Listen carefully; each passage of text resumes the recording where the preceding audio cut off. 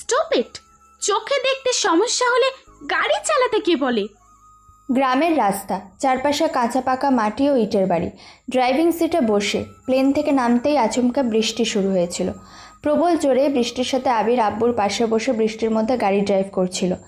ঢাকা শহর ছেড়ে পরিচিত যশোর টাউনে আসতে বৃষ্টিটা প্রায় থেমেই যায়, কিন্তু বৃষ্টির প্রবণতা বেশি থাকায় রাস্তায় যেখানে নিচু আছে সেখানে ভালোমতো পানি জমেছে।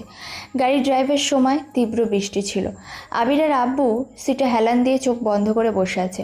আবির গাড়িটা একটু স্পিডে তুলে মিউজিক ছেড়ে দেয়। বাইরে বৃষ্টি, গাড়ির স্পিড হাই, গাড়ির জানালা অফ করা, ভিতরে বাজছে অরিজিতের গাওয়া ক্রিয়েচার মুভির বৃষ্টির সময় রোম্যান্টিক একটি গান প্লে করলো। বাইরে বৃষ্টির সাথে মিউজিকটা সত্যি অনেক বেশি ভালো লাগছিল। কখন যে এলাকাতে চলে এসেছে খেয়ালই করেনি। আবিরের আব্বু বলে, আবির, এবার মিউজিক অফ রাখ আর আস্তে গাড়ি চালা। আবির আব্বুর কথা শুনে মিউজিক বন্ধ করে দিল। বাইরে বৃষ্টি থেমে গিয়েছে অনেকটা সময় আগে। আবিরের পাশে জানালা খুলে দিল। বাড়ির রাস্তায় গাড়িটা ঘুরিয়ে একটু স্পিড তুলতে যাবে, তখনই বেশ চিৎকার করে কেউ যেন আবিরকে বলে ওঠে, স্টুপিড, আপনার কি চোখ নেই? আবির চিৎকার শুনে গাড়িটা শটান ব্রেক করে। আবিরের আব্বু বিরক্ত গলায় বলল, কি হলো, গাড়ি রাখলি কেন? শুনলে না তুমি? আমাকে স্টুপিড বললো। তুমি দেখে বলো তো, আমাকে কি স্টুপিড মনে হয়? ওকে তো আমি... আরে শোন। আবিরের আব্বুর কথায় পাত্তা দিল না। গাড়ির দরজা খুলে পিছনে যেই না তাকিয়েছে, সাথে সাথে দুবার আবিরের মুখের উপর কাদা এসে পড়ল। নতুন শার্ট আর কোট পরা গায়ে, চোখে ভাগ্যিস চশমা ছিল, না হলে কাদাগুলো হয়তো সব চোখের মধ্যেই চলে যেত। আবির চোখ থেকে চশমাটা খুলল, কিন্তু আংশিক কাদা চলে যাওয়ায় ঠিকমতো দেখতেও পারছে না সামনে কে বা কারা দাঁড়িয়ে আছে। এই যে মিস্টার স্টুপিড, গাড়ি আছে, চালাবেন, তা ভালো কথা, কিন্তু রাস্তার মানুষজন দেখলে যে ইচ্ছে করে পানির মধ্যে চাকা দিয়ে স্পিড বাড়িয়ে ভিজিয়ে দেবেন, তা তো হবে না। আমাকে আপনার গাড়ি দিয়ে রাস্তার জমে থাকা কাদা পানিতে ভিজিয়ে দিয়েছেন, তাই রাস্তার পাশ থেকে ময়লা কাদা তুলে আপনার মুখে মারলাম। এরপর ঠিক মতো গাড়ি চালাবেন, আর না হয় ঠিকভাবে চলাফেরা করবেন, ঠিক আছে? স্টুপিড কোথাকার।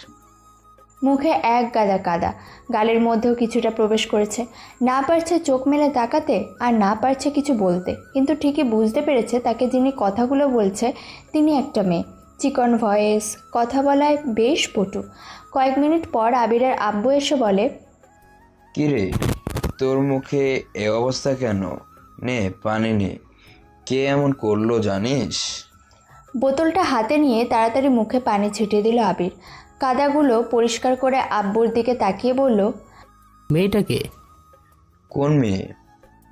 আরে যে আমার মুখে কাদা ছুঁড়েছে, দেখোনি তুমি? না তো। আচ্ছা আগে বাসায় চল, এভাবে এখানে বকাবকি করলে লোকজন তাকিয়ে থাকবে। এমনিতে গ্রামে এসেছিস, বিদেশি ভাব নিয়ে লোকজন তাকাবেই। আবির ঘুরে গাড়ির কাছে আসতেই তিনতলা একটি বাড়ির দিকে চোখ চলে যায়। বাড়ির সামনে বিশাল একটি লিচু গাছ, যেটা 10 বছর আগেও দেখে গিয়েছিল আবির। বাড়িটার দিকে তাকিয়ে আছে। আবিরের আব্বু পাশে এসে দাঁড়ালো, কাঁধে হাত দিয়ে বলল, চিনিস বাড়িটাকে? আহনাফ সাহেবের বাড়ি, মনে আছে তোর সব? আবির বাড়িটার দিকে তাকিয়ে রইল। আগের থেকেও বেশি আকর্ষণীয় করা হয়েছে বাড়িটার। ব্যালকনিতে ছোট ফুল গাছের সমারোহ। 10 বছর আগের স্মৃতিগুলো হঠাৎ করে মনে পড়ে গেল আবিরের। চোখ সরিয়ে নিল আবির। গ্রামের পরিবেশ এখন আগের মতো নেই। মেয়েটার বাড়ি আর দেখাই যাচ্ছে না। চারপাশে সব উন্নত হয়ে গেছে, পাকা বাড়িতে ভরে গেছে সব। 10 বছর আগের চেনা গ্রামটাকে এখন যেন শহরের থেকেও কম মনে হচ্ছে না। শুধু শহরের থেকে গাছপালার পরিমাণ একটু বেশি গ্রামে, আর কি। আবির গাড়িতে উঠল। ভালো হয়ে থাকা মনটা এখন কেমন যেন মন খারাপ হয়ে গেছে। আবিরের আব্বু ড্রাইভিং সিটে গিয়ে বসে। 5 মিনিটের রাস্তা। আবিরের আব্বু গাড়ির স্টার্ট দিয়ে বলে, আহনাফ সাহেবের সাথে এখন আমাদের বন্ধুত্ব হয়ে গেছে। ওনার পরিবারের লোকগুলো প্রায়শ এখন আমাদের বাসায় এসে আড্ডা দেয়, সময় কাটায়। আমরাও প্রায় ওনাদের বাড়িতে, বলতে পারিস ওইটা তোর সেকেন্ড বাড়ি। আবির মুচকি হাসলো। সব কিছু পাল্টে গেছে। যে পরিবারের জন্য আবিরকে এলাকা ছেড়ে চলে যেতে হয়েছিল ছোট মামার কাছে, সেখানে থেকে দেশের জন্য পড়াশোনা করে হয়েছে দেশের একজন। না থাক, কিছু না, পরে জানবে সবাই। তবে আবির কি করে সেটা আবিরের পরিবারের আম্মু আব্বু ছাড়া কেউ জানে না। আবির আব্বুর দিকে তাকালো, খুব করে জানতে ইচ্ছা করছে শ্রাবণীর কথা। আবির আব্বুকে প্রশ্ন করতে যাবে তার আগেই তিনি বলেন, বাড়িতে চলে এসেছি। শোন, বাসায় কেউ জানে না তুই আসবি, সেটা শুধু তোর মা আর আমি জানি। তোর মাকে বলেছি কাউকে কিছু না বলতে, দেখি কে কেমন করে তোকে চেনে। তুইও বলবি না তুই আবির। বেশ তো। গাড়ি থেকে নামলো। একতলা বাড়ি থেকে এখন 5 তলা হয়ে গেছে। বাড়ির ভিতরটার পরিবেশটাও পাল্টে গেছে। আবির চারপাশে তাকাচ্ছে, তখনই শুনতে পেল, দাদু দাদু, আমার চকলেট কোথায়? আমার আইসক্রিম কোথায়? আমার মেহেন্দি কোথায়? যাও বুড়ো, তোমার সাথে কোনো কথা নেই। আবির ঘুরে তাকালো। 4টে পিচ্চি ছেলে মেয়ে আবিরের আব্বুকে ঘিরে দাঁড়িয়ে আছে। প্রথম যে চকলেটের কথা বলল তাকে অনেকটা আবিরের বড় আব্বুর ছেলে মানে মাহিদ ভাইয়ার মতোই লাগছে। আবির মনে মনে বলল, তার মানে ও মাইদ ভাইয়ার মেয়ে? ও, এর পরেরগুলো আবিরের আব্বুই বলল। কিরে, চিনতে পারছিস? রাগ করে তো কখন বাসায় কারোর সাথে কথাও বলিসনি। চিনবি কিভাবে এরা কারা? সাম্মী, তিথি, নাহিদ আর মিহু, তোর 3 চাচার ছেলেদের মেয়ে। চল ভেতরে চল। আর শোন, আমি বলবো তুই কে, আগে তুই কিছু বলবি না। আবির ওর আব্বুর সাথে ভিতরে যাবে। কয়েক পা বাড়াতেই কানে এলো মিউজিকের শব্দ। কে যেন জোরে মিউজিক বাজাচ্ছে, ইংলিশ র্যাপ গান গাইছে। কে যেন ভিতর থেকে চিল্লিয়ে বলে ওঠে, সাজিদ, তোর মেজো আব্বু বাড়িতে এসেছে রে। কয়েক সেকেন্ডের মধ্যেই মিউজিক বন্ধ হয়ে যায়। আবির মুচকি হাসলো। আবির আস্তে আস্তে বলল, বাবাকে সবাই হয়তো বাড়িতে একটু বেশি ভয় পায়। আবির বাড়ির মধ্যে প্রবেশ করবে, এক পা এগিয়ে দিতেই দরজার ওপাশ থেকে কে যেন ছুটে এসে আবিরকে জোরে ধাক্কা দেয়। মেয়েটা পড়ে যাবে, আবির তখনই আঁকড়ে ধরে পড়া থেকে সামলে নিল। খোলা চুল, নরম কালো চুলগুলো বেশ লম্বা, গায়ে গাঁদার গন্ধ। আবির তাড়াতাড়ি তাকে ছেড়ে দিতে মেয়েটা বলল, এই ছেলে, কি প্রবলেম? রাস্তায় দেখলাম আমার গায়ে গাড়ির চাকা দিয়ে পানি দিলেন, এখন আমাকে ধাক্কা দিয়ে ফেলে দিয়ে মেরে ফেলার চেষ্টা করছেন, তাই না? দেখুন, আপনাকে আমি খুন করার মামলায় জেলখানার পানি খাওয়াবো বলে দিলাম। বাপরে, চিকনা বডিতে আলুর মতো মাথা নিয়ে কি ঝাইটাই না দিল। হেই, কি বললেন? আমি আলুর দম? ওই, কে আপনি? হো মেজো আব্বু, তুমি কাকে ধরে এনেছো বলো তো? কে এই ছেলেটা? আমাকে কি সব বলছে দেখছো তুমি? ও মেজো আম্মু, তুমি দাঁড়িয়ে দেখছো কেন? কি সমস্যা গো, বলো না কেন? আবির হাবার মতো তাকিয়ে রইল মেয়েটার দিকে। কোমরে বাম হাত, ডান হাতে প্রথম আঙুলটা দিয়ে নাকে কিছু সময় পর আঙুল টেনে টেনে কথাগুলো বলল। তবে আবির একটা জিনিস লক্ষ্য করলো, মেয়েটা কথায় কথায় ওই বলে। আর আসল কথা, এই মেয়েটাই আবিরের মুখে কাদা ছুঁড়ে মেরেছিল। কথাটা মনে পড়তেই বলল, এই যে মিস, এই সুন্দরী, আমার মুখে তাহলে কাদা আপনি ছুঁড়েছেন? তো তো মানে মাছির মতো ভনভন না করে হাঁসের মতো প্যাক প্যাক থামিয়ে জলদি সাবান থেকে সরেন, না হলে আবার গায়ে পানি দিব।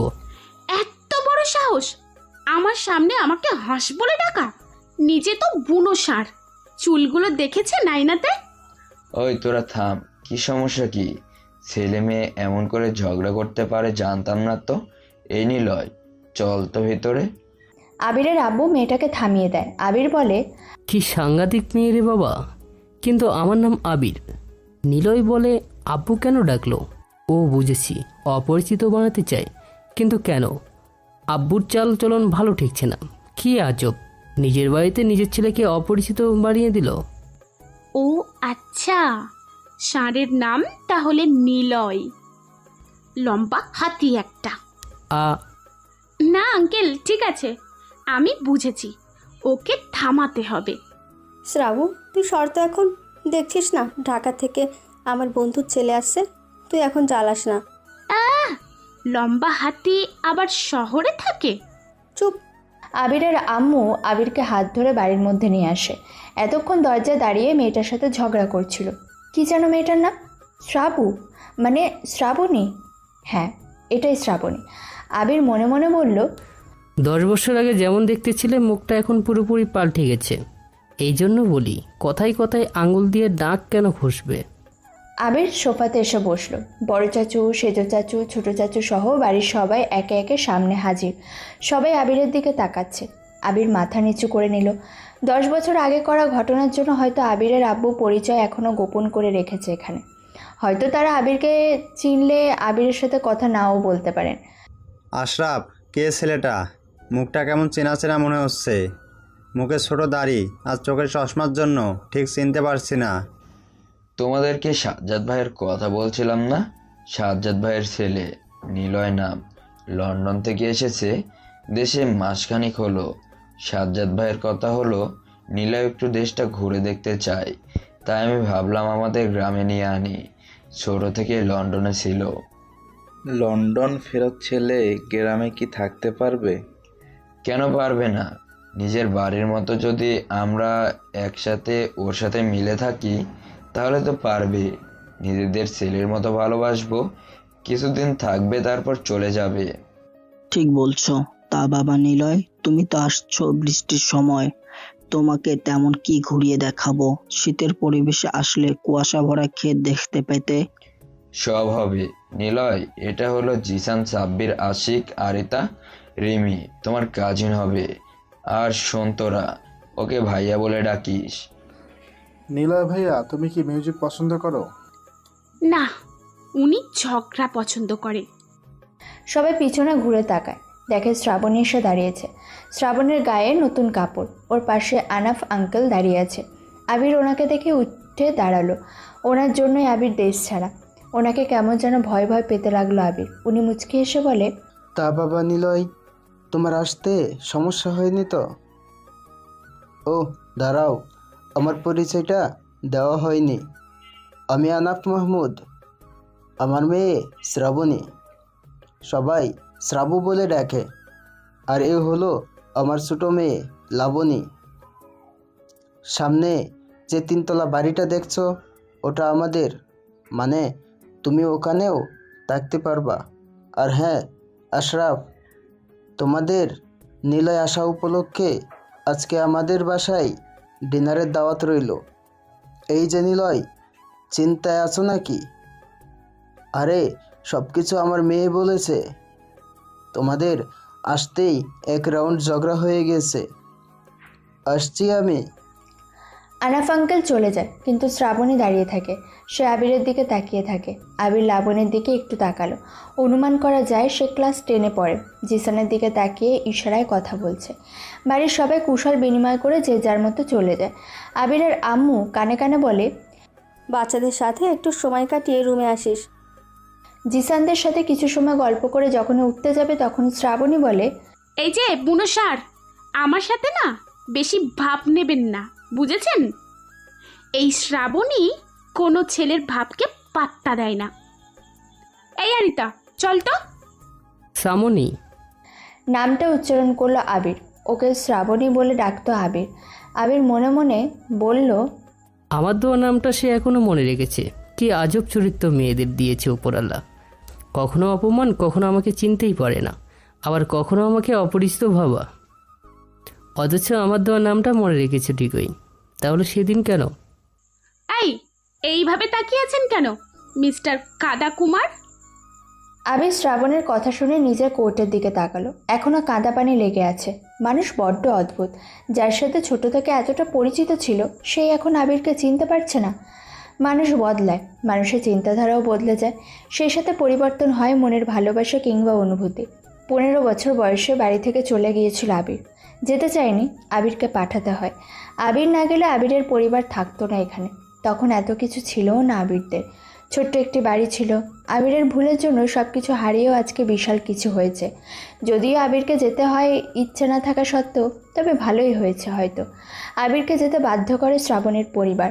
ওটাতে কোনো আফসোস ছিল না, কিন্তু আফসোস ছিল শ্রাবণীকে নিয়ে। ওর বলা কথাগুলো নিয়ে রাগটা চেপে চলে যেতে হয় আবিরের, যার জন্য পরিবারের সবার কাছে অনেকটা গালি শুনেছিল আবির। তাই বাধ্য হয়ে চলে যায় ছোটো মামার কাছে। পরিবারের উপরে রাগটা তখন থেকেই ছিল, তাই আর ইচ্ছে করে কথা বলেনি বাড়ির কারোর সাথে। শুধু আবিরের আব্বুর আর মায়ের সাথে সামান্যতমভাবে কথা হতো। ভালোই হয়েছে, আবির শহরে মিস্টার রহস্যময় হয়ে থাকবে, এবং দেখবে, আবার নতুন করে জানবে পুরনো মানুষদের। আবির শ্রাবণীর দিক থেকে চোখ সরিয়ে ঘুরে চলে আসবে, এমন সময় ও বলে, মিস্টার বুনো সার, চুলগুলো কাটবেন। কি বৃষ্টি লাগছে, কোনো মেয়ে তাকাবে না, বুঝেছেন? এই হ্যালো মিস মাসি, একটু কম করে ভ্যান ভ্যান করবেন, না হলে কি? লম্বা হাতি একটা, সাদা বগ একটা, আপনি ম্যাক্স প্রো ফাউল, আপনি একটা লাল কার্ড। আপনাকে আমি... শ্রাবু, কি হচ্ছে এসব? ঝগড়া করিস কেন? আগে তো তোকে দেখতাম না ঝগড়া করতে। আবির পিছনে ঘুরে তাকালো। সাদা অ্যাপ্রনের মধ্যে নিকশ কালো দুটো চোখ, চোখের মাধুর্য এত বেশি যেন মুগ্ধতায় ব্যাকুল হয়ে চেয়ে রইল কয়েক সেকেন্ড। প্রায় আবিরের বয়সী একটা মেয়ে সিঁড়ির উপর দাঁড়িয়ে আছে। আবিরের দিকে তাকালো একবার, তারপর শ্রাবণের দিকে তাকিয়ে বলল, আমার রুমে আয়। আর তোমার নাম নিলয়? নামটা সুন্দর। মেয়েদের সাথে ঝগড়া শিখে ফেলেছ, বউয়ের সাথে ভালো মানিয়ে নিতে পারবে। শ্রাবু, আয়। শ্রাবু আর দাঁড়ায়নি, সোজা মেয়েটার সাথে চলে গেল উপরের ঘরের দিকে। আবির বোকার মতো দাঁড়িয়ে আছে। মেয়েদের সাথে ঝগড়া শেখা আর বউয়ের সাথে মানিয়ে নেওয়ার ব্যাপারটা মাথার উপর দিয়ে গেল আবিরে। নীলয় ভাইয়া, উনি ফুপির মেয়ে জান্নাত। তুমি যাও, মেজো আম্মুর রুমে তোমার ঘর বসিয়ে দেবে, আমি আসি। জিশান আর বাকি ছেলেমেয়েরা চলে গেল। বড় আব্বুর পরেই তাদের একটা বোন হয়। যখন আবির একটু বড় হয়েছিল, দেখতেন ফুপি বাচ্চাদের খুব আদর করতেন। আবিরকে কেন জানেন একটু বেশি আদর করত। উনি আবিরকে তেল মাখিয়ে দিত প্রতি বেলাতে। হুট করে ওনার বিয়ে হয়ে যায়। সেদিন ছিল বর্ষাকাল, বিয়ের অনুষ্ঠান হচ্ছিল। আবির মজা করছিল, কিন্তু বোঝেনি বিয়ে মানেই একটা মেয়ে তার নিজস্ব বাড়ি ছেড়ে হাজব্যান্ডের বাড়িতে চলে যাবে। বিয়ে শেষ হলে ফুপিকে যখন রিকশায় তোলা হয়, আবির চেয়ে চেয়ে দেখছিল। তখন গ্রামে ছিল মাটির রাস্তা। বৃষ্টিতে কাদা হওয়াতে বর আর বউকে একটা রিকশাতে তুলে বাকিরা হেঁটে যাচ্ছিল। আবির জানে না আসার সেদিন কি হয়েছিল, তবে আবির ফুপির চলে যাওয়াটা মেনে নিতে পারেনি। ওনাকে নিয়ে যাচ্ছিল রিকশাতে, আর আবির জোরে জোরে কাঁদতে কাঁদতে ফুপি বলে চিৎকার দিতে দিতে রিকশার পিছনে ছুটে যায় কিছুটা রাস্তা। আবিরের আম্মু গিয়ে আবিরকে জড়িয়ে ধরে। খুব মনে আছে, আবির তখন ক্লাস 4-এ পড়তো। ফুপি সেদিন কাঁদছিল। আবিরের বারবার মনে হচ্ছিল তিনি আমার জন্য কাঁদছিল। অনেকটা দূরে বিয়ে হয় ওনার, তেমন আসতেন না।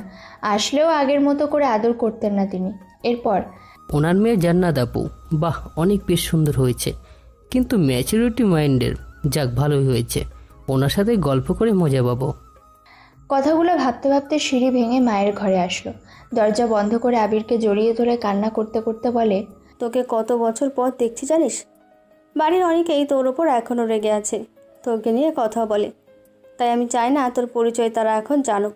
তোকে পড়াশোনা করিয়ে বানিয়েছি এমন কিছু, যেন যারা এখন তোকে নিয়ে কথা বলতে লজ্জা পায়, তারা যেন তখন গর্ব করে।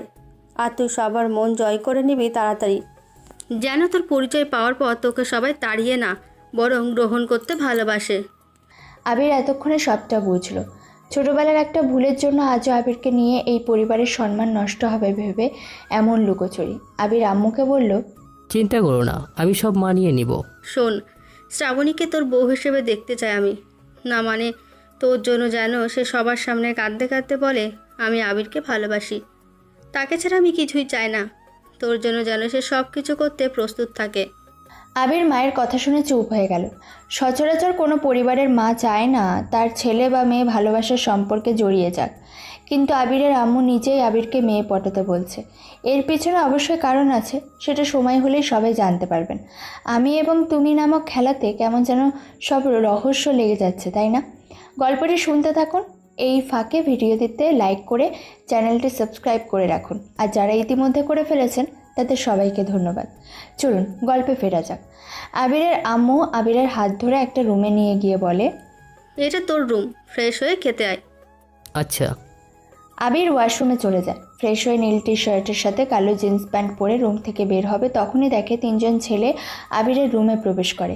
আবিরের দিকে না তাকিয়েই বলে, আমি অর্ণব, এখানে তুমি যাকে বড় আব্বু বলে ডাকবে, আমি তার ছেলে। আমি মিশু, সেজুর আব্বুর ছেলে। আমি রাসেল, ছোট আব্বুর ছেলে। আমি বিবাহিত না, সামনে আমাকে বিয়ে দেওয়ার প্ল্যান করছে। আসলে তোমার থেকে ছোট হয়ে বিয়ে করছি, কারণ আছে। প্রেমে ধরা খেয়ে বিয়েতে ফেঁসে যেতে হচ্ছে। আবির মুচকি হাসলো। সবার সাথে আবিরের মানিয়ে নিতে হবে। কিন্তু বড় কাজ হলো শ্রাবণীকে পটাতে হবে। সবার সাথে পরিচিত হয়ে খাবার টেবিলে আসলো আবির। বাড়ির সবাই বিশাল লম্বা খাবার টেবিলে বসে আছে। আপাতত সবার মুখ চেনা হয়ে গেছে আবিরের। খাবার টেবিলের কাছে আসতেই প্রথমে যে বিষয়টা চোখে পড়ল তা হলো জিসান আর লাবণীর পাশাপাশি বসে খাওয়াটা। টেবিলের নিচ দিয়ে একে অপরের হাত ধরে বসে আছে, ইশারায় মুচকি হাসছে দুজন। আবির গিয়ে ওদের মাঝখানে চেয়ার এনে বসলো। ওরা দুজন বিরক্ত মুখে আবিরের দিকে তাকালো। আবির জিসানের দিকে তাকিয়ে আস্তে করে বলল, এইভাবে লুকিয়ে লুকিয়ে প্রেম করাটা কিন্তু অনেক মজার, তবে ধরা পড়লে মজাটা শেষ। এসব বাড়ির মধ্যে না, তোরা না পিচ্ছি, এই বসে এইগুলো কি? হ্যাঁ, জিসান লজ্জায় কিছু বলল না, হয়তো ভেবেছিল কেউ জানতে পারবে না এসব, কিন্তু আবির জেনে গেল। আম্মু এসে প্লেটে ভাত বেড়ে দিয়ে গেল। আবির সামনে তাকালো, দেখে জান্নাত আপু বসে আছে আবিরের সোজাসুজি। ওনার দিকে তাকিয়ে আবির ভদ্রতার একটা হাসি দিল। চোখে চোখ পড়লে এরকম হাসতে হয়, না হলে অভদ্র বলবে। কিন্তু ওনাকে পিচ্ছি পিচ্ছি মনে হচ্ছে আবিরের, সমবয়সী লাগছে। আম্মুকে ব্যাপারটা নিয়ে জানতে চাইবে আবির। আবির মাংস নিতে যাবে, ঠিক তখনই খেয়াল করে প্লেটে উচ্ছে ভাজি দিয়েছে অনেকটা। চমকে ওঠে, পিছনে তাকিয়ে দেখে শ্রাবণী দাঁড়িয়ে আছে। কি আজব মেয়ে রে বাবা, কি জ্বালানোর সময় সব সময় উঠে পড়ে লেগে থাকে নাকি।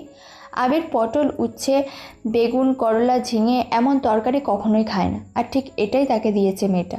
আস্তে করে বলল, ফাজিল মেয়ে। এই ছেলে, কি বললেন আমাকে? আপনি আপনি একটা গেছো ইঁদুর। কি আজব মেয়ে রে বাবা, বেয়াদব একটা। শ্রাবণী তরকারির বাটিটা টেবিলে ধপ করে রাখে। সবাই কি হলো জানতে চেয়ে তাদের দিকে তাকায়। শ্রাবণী রাগী দৃষ্টিতে আবিরের দিকে তাকিয়ে জোরে বলল, মিস্টার নিলয়া, বুনো ষাঁড়, লম্বা হাতি, আমি বেয়াদব? হো মেজো আব্বু, তুমি এই কোন ষাঁড়কে বাড়িতে ধরে এনেছো? দড়ি দিয়ে বাঁধলে না কেন? তো আপনাকে কি পাতিহাঁস বলবো নাকি মাছের রানী বলবো?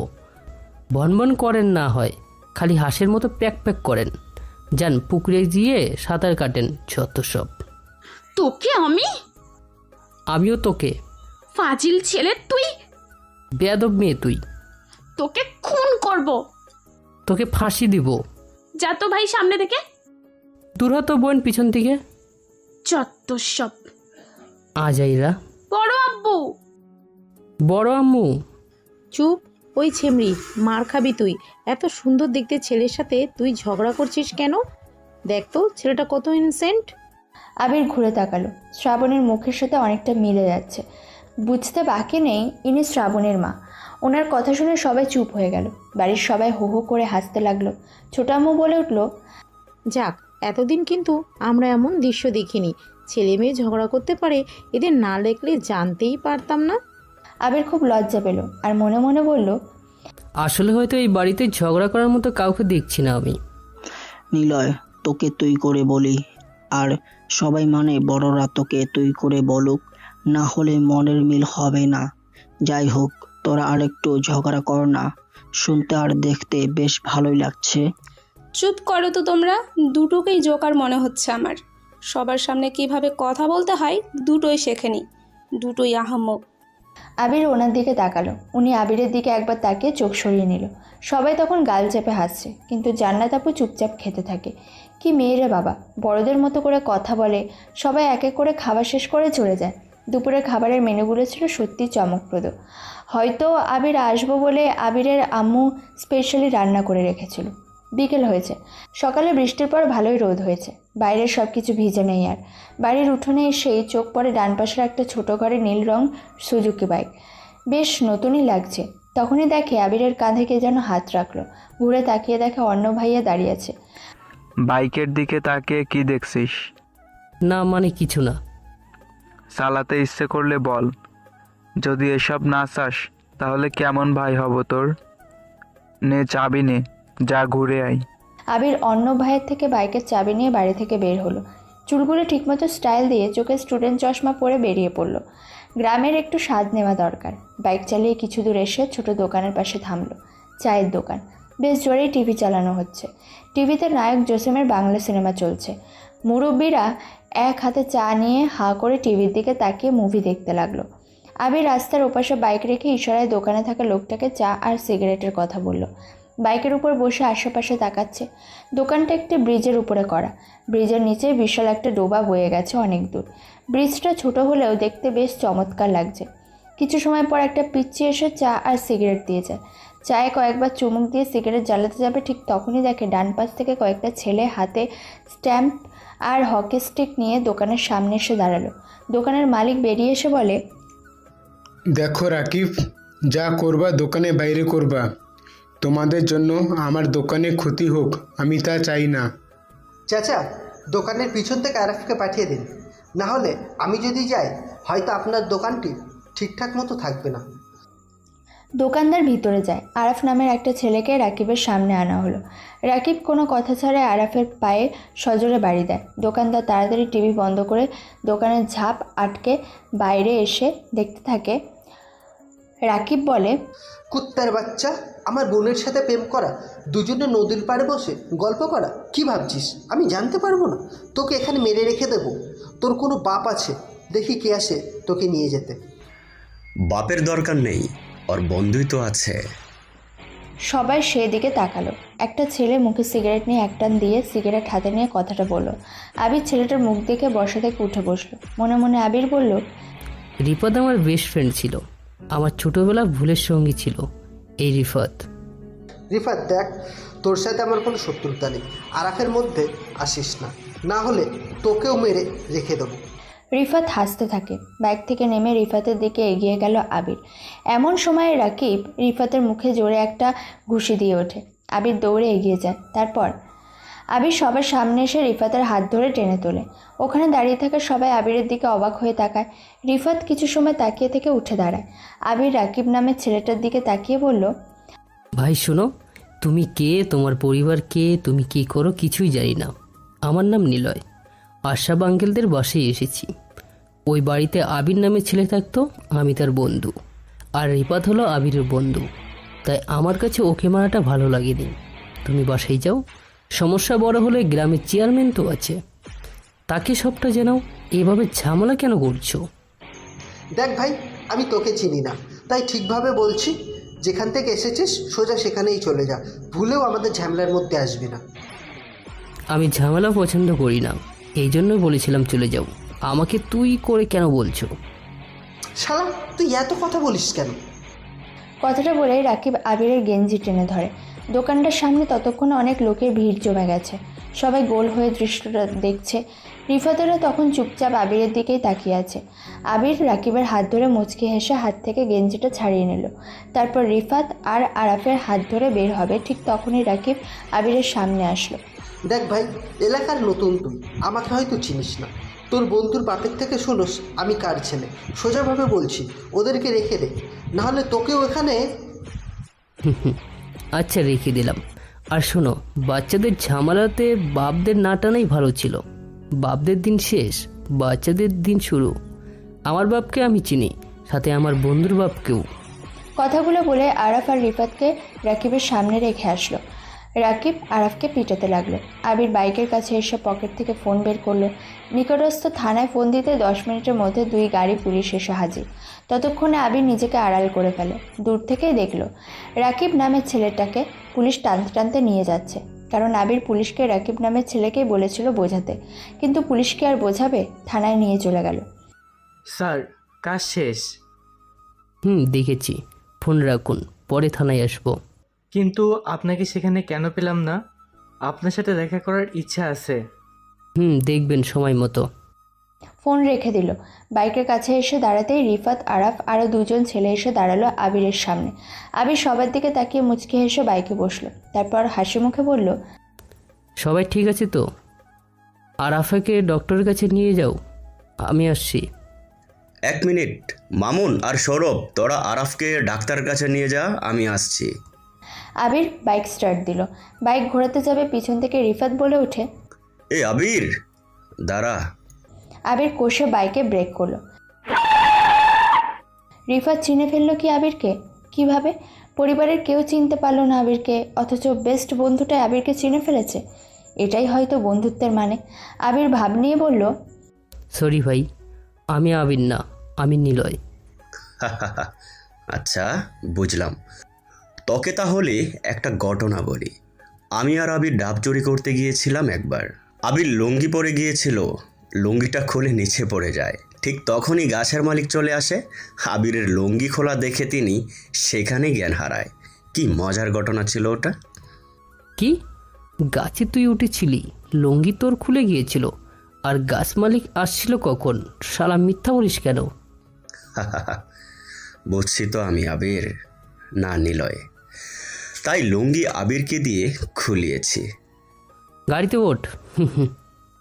বানিয়ে গল্প বলছিল আবিরের সাথে রিফাত। ওকে বাইকে তুলে নিয়ে আবিরদের চিরপরিচিত ছোট পাহাড়ের উপরে আসলো। পাহাড়ের উপরে বড় একটি বটগাছ হয়েছিল, দেখেছিল এখন আরও বিশাল হয়ে গেছে। এখানে বসার জন্য বাঁশ দিয়ে পাতন করা হয়েছে, হয়তো রিফাতেরাই করেছে। সন্ধ্যের পরিবেশ, সূর্যটা ডুবতে শুরু করেছে। কিছুটা দূরে বড় একটি পাহাড়, সেখান থেকে ছোট আকৃতির ঝর্ণা নেমে আসছে নিচের দিকে। ওখানে আবিররা কোনোদিন যায়নি। পাহাড়ের সামনের দিকে একটা বিশাল নদী, নদীর পাশে এই ছোট পাহাড়।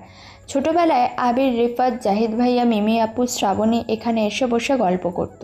সেগুলো এখনো মিস করে আবির। পুলিশগুলো তুই পাঠিয়েছিলি তাই না? নীরবতা ভেঙে রিফাত প্রশ্ন করলো। আবির হাসলো, সূর্যের দিকে তাকালো। নীরব প্রকৃতি, মৃদু বাতাস বইছে। উঁচু জায়গা হওয়াতে বাতাসের পরিমাণটা একটু বেশি বেশি মনে হচ্ছে আবিরের। রিফাত পকেট থেকে সিগারেট বের করে আবিরের দিকে বাড়িয়ে দেয়। আবির বলল, আমাদের বাড়ির খবর বল। কি শুনতে চাস? জান্নাত কিভাবে ফুপির মেয়ে হলো? রিফাত হাসলো, সিগারেট টেনে ধোঁয়াগুলো উপরে ছুঁড়ে দিয়ে ঝর্ণার দিকে তাকালো। আবির চারপাশ দেখতে থাকে। পাহাড়ের গা ঘেঁষে বেড়া দিয়ে রাখা। কেন বেড়া দেওয়া তার কারণ ছিল জাহিদ ভাই আর মিমি আপুর রহস্য।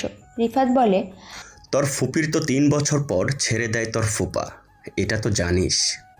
কিন্তু কেন ছেড়ে দিয়েছিল তা জানতাম না, তবে ওনার তো তখন কোনো ছেলে মেয়ে ছিল না। কেন বলছি শোন। বল।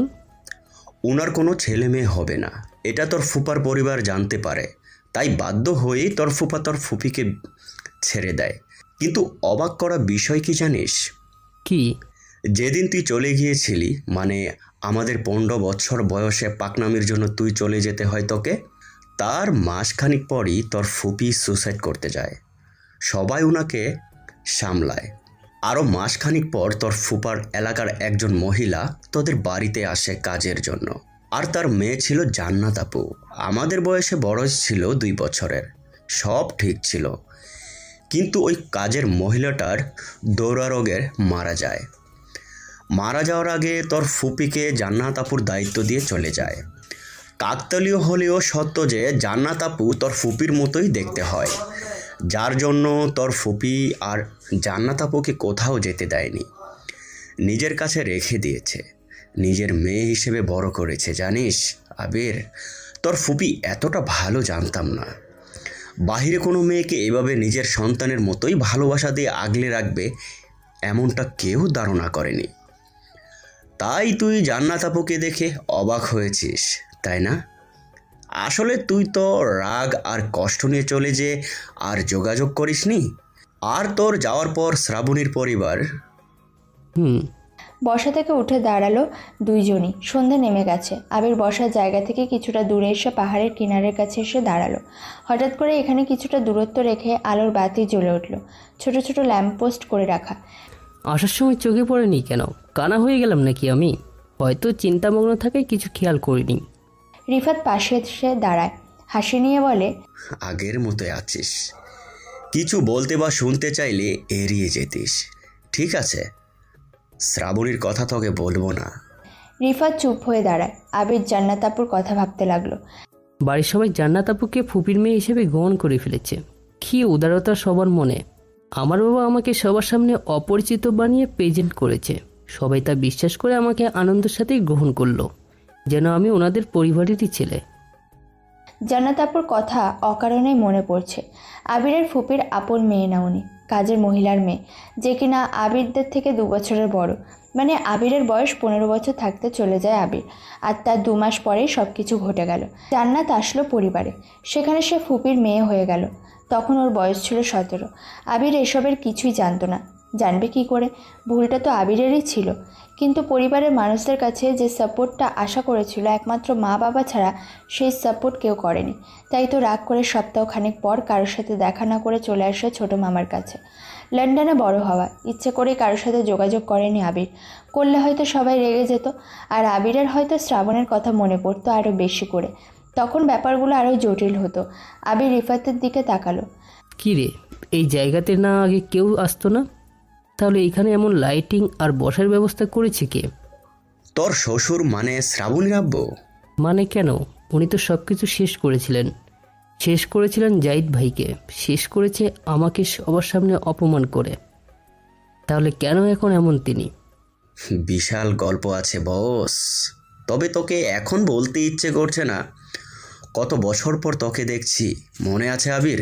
ওই ঝর্ণার কাছে যেতে চাইছিলাম আমি আর তুই বহুবার। আচ্ছা বাদ দে, চল বাসায় যাই। যাবো তো, আগে বল তুই নিলয় নাম কেন বললি সবার সামনে? জোরে একটা শ্বাস নিল আবির। ছোট একটি বেঞ্চে গিয়ে বসলো। 1 বিঘা জমির আয়তনে পাহাড়টা সৃষ্টি হয়েছে। উপরের চারপাশে সমান। উপরে আসতে 5 থেকে 10 মিনিট লাগে পায়ে হেঁটে। আবির, রিফাত, জাহিদ ভাই এই পাহাড়ে আসতো। সাথে থাকতো শ্রাবণী, মিমি আপু আর আবিরের গিটার। এখানে আবিরের রাস্তাটা তাদেরই বানানো। হয়তো কালের পরিবর্তনে এখানে মানুষ আসা শুরু করেছে, তাই আনাফ সাহেব এখানে লোক চলাচলের জন্য এত ব্যবস্থা করে দিয়েছে। কিন্তু কেন? এমনটা তো তিনি ছিলেন না। দূরে দেখে আরও 2-1টা কাপল এসে বসেছে। বুঝতে পারছে তারা হাজব্যান্ড ওয়াইফ, না হলে এমন সুন্দর পরিবেশে আসতো না কখনো। আর না হয়তো নেহাত পরিচিত আত্মীয় বেড়াতে নিয়ে এসছে। রিফাত আবিরের পাশে এসে বসলো। ওর মনে আবিরকে নিয়ে কতগুলো প্রশ্ন ঘুরঘুর করছে। রিফাত বলল, বল আবির, তুই কেন নিলয়ের নাম বলেছিলি? মনে আছে তোর কেন চলে গিয়েছিলাম বাড়ি থেকে? আমার বাড়ির লোকেরা আমাকে কেমন চোখে সে সময় দেখেছিল। খারাপ। রাগে পড়ে গিয়েছিলাম, কিন্তু কষ্ট হতো না যদি শ্রাবণী এমন না করতো। যাই হোক, মনে হয়েছে আমি আমার পরিচয় দিলে পরিবারের লোকেরা, এমনকি আনাফ সাহেব মানে শ্রাবণীর বাবাও আমাকে মেনে নিত না। উনি কি বলেছিল মনে আছে তোর? আছে, বুঝছি এবার। তুই সবার সামনে নিজেকে অপরিচিত রেখে নিজেকে সবার ভালোবাসা দিয়ে বরণ করতে চাচ্ছিস। ওকে, কাউকে বলবো না আমি এসব কিছু। এখন বল, তুই বলার সাথে সাথেই পুলিশ কেন আসলো? ছোটোখাটো একটা সরকারি চাকরি করি, তাই পরিচয় দিতেই ওরা চলে আসলো সেখানে। আমার না ওই জায়গার সম্পর্কে জানতে ইচ্ছে করছে। মনে আছে আবির, জাহিদ ভাইয়া আত্মহত্যা করে, আমরা সেখানে বসে আছি এই জায়গা থেকে নিচে নিজেকে ফেলে দিয়ে। মনে থাকবে না কেন? আর এটা তো আনাস সাহেব চাইছিল মিমের থেকে যেন জাহিদ ভাই চলে যায়। মিমি আপু এখন প্রায় পাগল, এখনও আনাফ সাহেব চেয়ারম্যান ধরে রেখেছে। মিমি আপু পাগল মানে? সে কোথায়? বদ্ধ ঘরে বসে থাকে, জাহিদ জাহিদ করে চিৎকার করে মাঝে মাঝে। আবির বসা থেকে উঠে দাঁড়ালো। কিনারায় এসে নিচের দিকে তাকালো। এখন কেউ এখান থেকে ঝাঁপ দিলেও মরবে না। চারপাশে বেড়া দিয়ে রাখা হয়েছে। রিফাতকে বলল, চল, শ্রাবণীদের বাড়িতে ডিনারের দাওয়াত আছে। আমি যাব না। আনাফ সাহেবকে দেখলে ভয় করে। আরাফের ঘটনা নিয়ে ওনার সামনে কথাও বলতে পারিনি।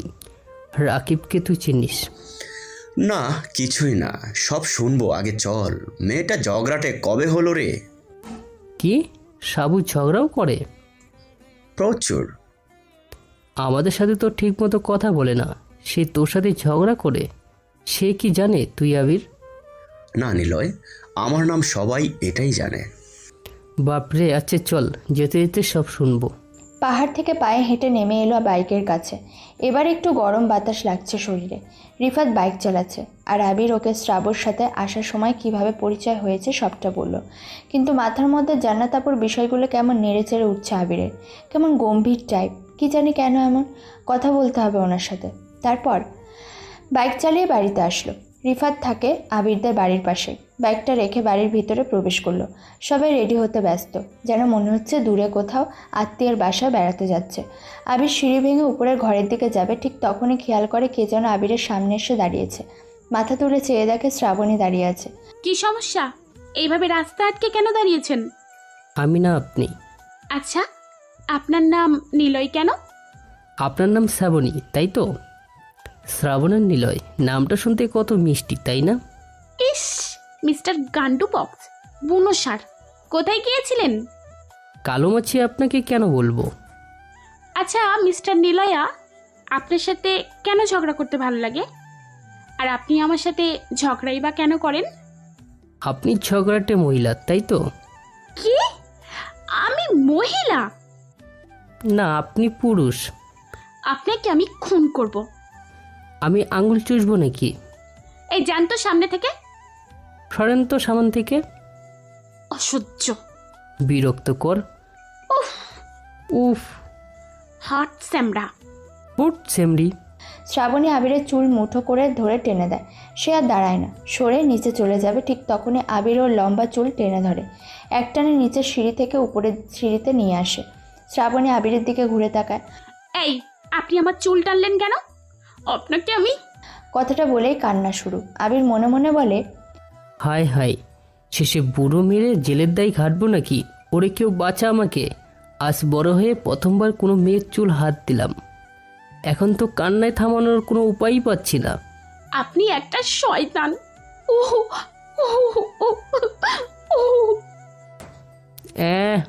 উ করে না কেঁদে ভ্যাবা করে কান্না করুন।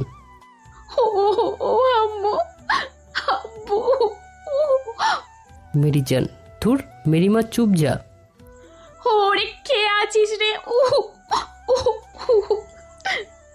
আবির এক ধাপ নিচে নেমে এলো। আবির জানে না সাহস কিভাবে পেল। চারপাশে একবার তাকালো, সবাই যে যার মতো ব্যস্ত। এদিকে কারো তাকানোর প্রয়োজনই পড়ছে না। শ্রাবণী কাঁদছে, আবিরের চুপ করার সাহস বাড়ছে। জানে না কি হলো, ধুম করে ওর ঠোঁটে একটা চুমু দিয়ে সেখানে একদমই দাঁড়ালো না আবির। দৌড়ে রুমের দিকে চলে আসলো। তবে একটা জিনিস খেয়াল করেছে আবির, শ্রাবণী আর কাঁদছিল না, একদম চুপচাপ দাঁড়িয়েছিল। আবির নিজের রুমের দিকে এগিয়ে আসে, দেখে জান্নাত আপুর ঘরের দরজায় সে দাঁড়িয়ে আছে। আবির একটু থেমে গেল, ওনার দিকে তাকাতেই দেখে উনি আবিরের দিকে তাকিয়ে আছে। আবির মুচকি হাসলো। উনি কিছু না বলে ভিতরে চলে যায়। বাবা, তুমি এটার ভাব কেন? আচ্ছা, আমার ফুপি কোথায়? ওনার সাথে তো দেখা হয়নি আমার এখনো। একবার ভাবলো দেখা করে আসে, পরক্ষণে মনে হলো আবির তো আবির না, নিলয়। নিজের রুমে চলে আসলো। বিছানায় বসে শ্রাবণীর কথা মনে পড়ল। মেয়েটার সাথে আবারও কোনো এক অচেনা টানে জড়িয়ে যাচ্ছে। নিজেকে ঠিক অচেনা মনে হচ্ছে আবিরের। যখন সবার সামনে আবিরের বাবাকে অপমান করেছিল, যেদিন আবিরের পরিবারের সবাইকে অপমান করেছিল, সেদিন আবির চুপ ছিল। একটাই কারণ ছিল, আবিররা ছিল নিম্নবিত্ত পরিবার আর শ্রাবণীরা ছিল উচ্চবিত্ত। সময়ের বিবর্তনে সব কিছুই পাল্টে যায়। আজ আবিররা তাদের থেকেও বিত্তবান, আর আবির চাইলে অনেক কিছুই করতে পারে। ভাবনা থেকে বেরিয়ে রেডি হলো। সাদা টি শার্টের উপর কালো ফিটিং টাইট শার্ট, কালো জিন্সের সাথে কালো লোফার। চুলগুলো একপাশে করে দিয়ে চশমাটা চোখে পড়ে নিতেই শুনতে পেল, আবির, সরি, বাড়িতে তো তোকে নিলয় বলতে হবে। বাহিরে চল, রাকিবের বাবা লোকজন নিয়ে এসেছে তোদের বাড়ির সামনে। পিছনে ঘুরে তাকায় আবির। রিফাত দাঁড়িয়ে আছে। যে ভয়টা পাচ্ছিল সেটাই হলো। আবির বলল, কেন? ওরা এখানে আসবে কেন? আরাফের বিষয় নিয়ে শ্রাবুর আব্বুর কাছে বিচার নিয়ে এসেছে। ওনাকে সবটা বলেছে, মানে ওনার ছেলে জেলে আছে। শুনলাম ওনারা নাকি ছাড়ানোর ব্যবস্থা করেছিল, কিন্তু ছাড়াতে পারিনি। পুলিশ বলেছে যার অর্ডারে ধরেছি সে না বলা অবধি ছাড়বো না। ওনারা জানে কার অর্ডার ধরেছে? মানে পুলিশ কি কিছু বলেছে? না, পুলিশ কিছুই বলেনি, তবে গ্রামে এখন বিচার হয় শ্রাবুর আব্বু আর তোর আব্বু মিলে করে, তাই সবাই তোদের বাসার সামনে এসে জড়ো হয়েছে। আরাফ কোথায়? ওরা ধরে রেখেছে। দোস্ত আরাফ মেয়েটাকে খুব ভালোবাসে রে, প্লিজ কিছু কর। চল। রিফাতের সাথে রুম থেকে বের হলো। বাইরে হইচই শোনা যাচ্ছে। আবির বাইরে যাবে, মেইন দরজা কাছে এসে দাঁড়াতে শ্রাবণের সামনে এসে দাঁড়ালো। রিফাতকে উদ্দেশ্য করে বলল, কি ব্যাপার রিফাত ভাইয়া, তুমি এই চাঁদুকে বন্ধু বানিয়ে ফেলেছো? চান্দু? এ হ্যালো আপু, নিজের দিকে তাকান, বল্টু মার্কা চেহারা আসছে আমাকে চান্দু বলতে। হ্যাঁ, এই কি বললি? আমি তোর কোন দিক দিয়ে আপু লাগি? বেশি বোকা মেয়েরাই আপু টাইপ দেখতে হয়। ফুচকা দিও, বাদাম দিও, পুলিশ দিয়ে দৌড়ানি দিও, কিন্তু দয়া করিয়া আপু ডাইকো না ভাই। আমাকে দরকার হলে গাড়ি চাপ দিও, কিন্তু ভাইয়া ডাকো না আপু। তোর থাম তো, চল সামনে চল। এই বুনোসার সামনে গিয়ে কি করবে? ছোটদের কাজ শুধু দাঁড়িয়ে দাঁড়িয়ে দেখা। ওখানে যে মাছের মতো ভন ভন করবো, বুঝলে? কি? আমি মাছি? কখন বললাম? আপনাকে আমি শ্রাবু, তোর সমস্যা কি? আজকে আসছে ছেলেটা, আর এতেই এত কথা বলতে হচ্ছে তোর? বেয়াদ্দব কোথাকার! এদিকে আয়। পিছনে তাকালো। জান্নাত আপু মাথায় কাপড় দিয়ে দাঁড়িয়ে আছে, বেশ পরিপাটি লাগছে। শ্রাবণী আবিরের দিকে রাগী দৃষ্টিতে তাকিয়ে থেকে চলে গেল জান্নাত আপুর পাশে। রিফাত আবিরের হাত টেনে নিয়ে সবার সামনেই নিয়ে আসে। গ্রামের অনেক লোকজন একসাথে জড়ো হয়েছে। মাঝখানে আরাফ আর মেয়েটা দাঁড়িয়ে আছে। কিছুটা দূরত্ব রেখে দাঁড়িয়ে আছে হয়তো আরাফ আর মেয়েটার মা বাবা। আবিরের আব্বু আর শ্রাবণের আব্বু এসে সবার সামনে বসলো। সবাই তখন চুপ হয়ে দাঁড়িয়ে আছে। আবির আর রিফাতও চুপচাপ দাঁড়িয়ে আছে। রাকিবের মানে মেয়েটার বাবা বলে, ভাই সাহেব, আপনারা সব কিছুই জানেন। এর আগেও ছেলেটাকে সাবধান করেছিলাম, শোনেনি। অনেকবার বুঝিয়েছিলাম, তবুও সে মানেনি। আজকে আমার ছেলে আর সহ্য না করতে পেরে ওকে পিটিয়েছিল, কিন্তু ওরাই পুলিশ ডেকে ধরিয়ে দিয়েছে। পুলিশ? আমাদের গ্রামে আমার অনুমতি ছাড়া পুলিশ আসছে? কখন? রাকিবকে ধরে নিয়ে গেছে মাঝেদের দোকানের সামনে থেকে। রিফাত আর আরাফ সেখানে ছিল, ওদেরকেও জিজ্ঞেস করুন। তবে তার আগে আরাফকে সাবধান করে দিন, সে যেন আর কখনো আমার মেয়ের আশেপাশে না আসে। আচ্ছা দাঁড়াও, আমি থানায় ফোন করে সব জিজ্ঞেস করি। আরাফ সাহেব উঠে চলে গেল। রাকিবের বাবা আবিরের আব্বুকে বলে, ভাই, আপনি তো সবই শুনলেন, আপনারা ওকে বারণ করে দিন। মুরব্বীরা কথা বলছে।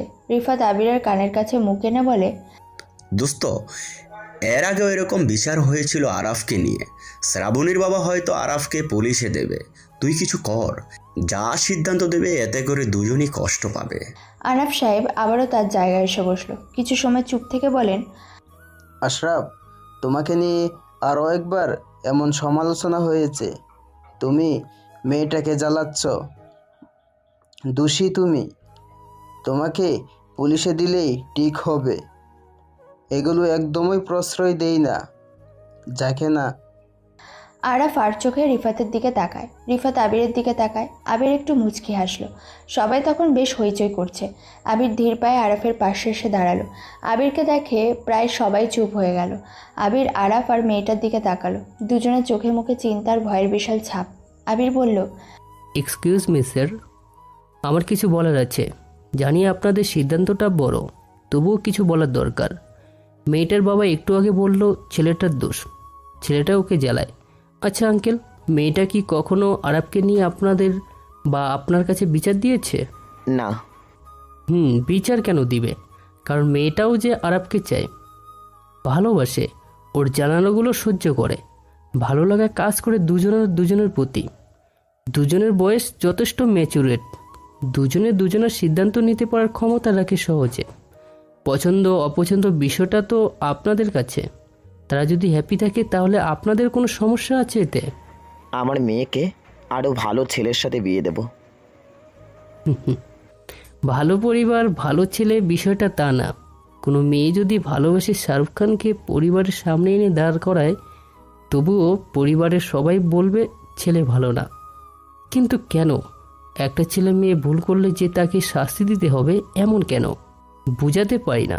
যদি আপনারা বুঝতেন ওদের মতো করে, তবে তারা আজকে সবার সামনে এসে দাঁড়াতো না। আর আনাফ সাহেব, আপনি আরাফকে কেন পুলিশে দেবেন? ও সরি, আপনি তো এটাই পারেন, হয়তো এলাকা ছেড়ে চলে যেতে বাধ্য করেন, আর না হয় পুলিশে দেন। যাকগে এসব, ও ছেলে বলেই কি পুলিশে দিবেন?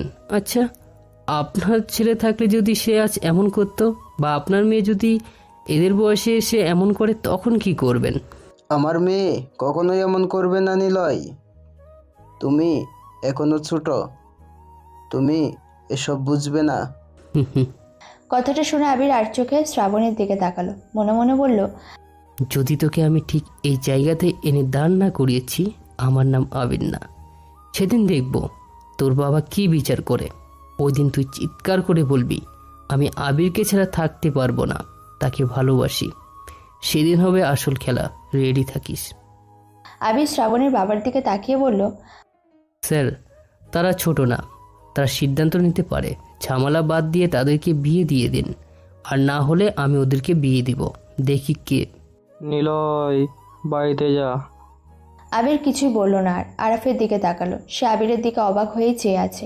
আবির একটু মুচকি হাসলো, তারপর আর দাঁড়িয়ে না থেকে চলে আসে সেখান থেকে। রিফাতকে নিয়ে কোলাহল থেকে বেরিয়ে আসলো মেন রাস্তায়। এই প্রথম আনাফ সাহেবের সামনে কেউ কথা বলল। মনে পড়ে দোস্ত, একদিন আরাফের জায়গাতে তুই ছিলি আর পাশে ছিল শ্রাবণী। ভুলবো কেন সেই সব? পিঠে এখনো ওনার ব্লেডের দাগ পড়ে আছে রে। দুটো আয়নার সামনে পিছনে লাগিয়ে পিঠের দাগটা প্রায় সময় দেখি আমি। বাদ দে এসব, চল ভিতরে যাই। তুই যা, রেডি হয়ে আসছি আমি। রিফাত চলে যায়। আবির বাড়ির মধ্যে প্রবেশ করে, নিজের রুমের দিকে যাবে ঠিক তখনই পিছন থেকে শুনতে পায়, কে তুমি? ঘুরে তাকালো, শ্রাবণী দাঁড়িয়ে আছে। আবির হাসলো, হাসি দেখে হয়তো সে রেগে গেল, বলল, নিলয়। নিলয় আবিরের বন্ধু। আবির? আবিরের বন্ধু। আবির কোথায়? সে তার বউকে নিয়ে অনেক হ্যাপি আছে। কেন? না, এমনি। আপনার সাহস অনেক বেশি। ডিনার দেখা হচ্ছে। শ্রাবণী চলে গেল। আবির আবারও মুচকি হাসলো। কি সহজ ভাবেই না সে আবিরকে ভুলে গিয়েছে। কিছু মেয়ে এরকমই হয়ে থাকে, আবার কিছু সম্পর্ক এরকমও হয়ে থাকে। অজস্র ভালোবাসা থাকা সত্ত্বেও প্রতিদিন ঝগড়া ঝামেলা লেগেই থাকে। আস্তে আস্তে সম্পর্কটা শেষ হতে থাকে। আসলে মানুষ রিলেশনে আসার পর দুজন দুজনকে ভালো রাখার চেষ্টাতে অজান্তে প্রতিযোগিতা চালায়, ফলে ভুলে যায় দুজনকে ভালো রাখা নয়, বরং সম্পর্কটাকে ভালো রাখা দরকার। আমরা সম্পর্কটাকে ভালো রাখতে পারি না, এই জন্য আন্ডারস্ট্যান্ডিং বিষয়টা সঠিকভাবে তৈরি হয় না। তবে ভালোবাসার সম্পর্কে যে কোনো একজনকে অনেক বেশি নির্লজ্জ হতে হবে, না হলে সম্পর্ক টিকে থাকে না। কথাগুলো ভাবতে ভাবতে নিজের রুমের দিকে এগিয়ে আসলো আবির। সামনে জান্নাত আপু দাঁড়িয়ে আছে, ওনার মুখের দিকে তাকালো না। পাশ কাটিয়ে চলে আসবে পিছন থেকে শুনে, এই ছেলে শুনুন।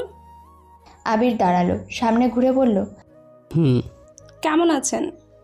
আবির অবাক হলো। জান্নাত আপুকে আবিরের কেমন যেন রহস্যময়ী মনে হচ্ছে। কিছু একটা আছে বা জানে তিনি, যেটার জন্য উনি আবিরের উপরে এভাবে তাকায়। আপনার পুরো নাম কি? আমি আপনার ছোট, আমাকে তুমি বা তুই করে বলতে পারেন। বুঝলাম। রিফাতের থেকে শুনেছি তুমি ওর সমবয়সী। ধন্যবাদ। কেন? এই যে সবার সামনে অনেক কিছু বললে। কথাগুলো আমি বলতে চাইছিলাম কিন্তু পারিনি। রেডি হয়ে নাও, ওনাদের বাসায় ডিনার আছে তো। উনি চলে গেলেন। কি মেয়ের বাবা, কী সব বলো, কিছুই তো বুঝলাম না। ঠিক তখনই ফোনটা বেজে ওঠে।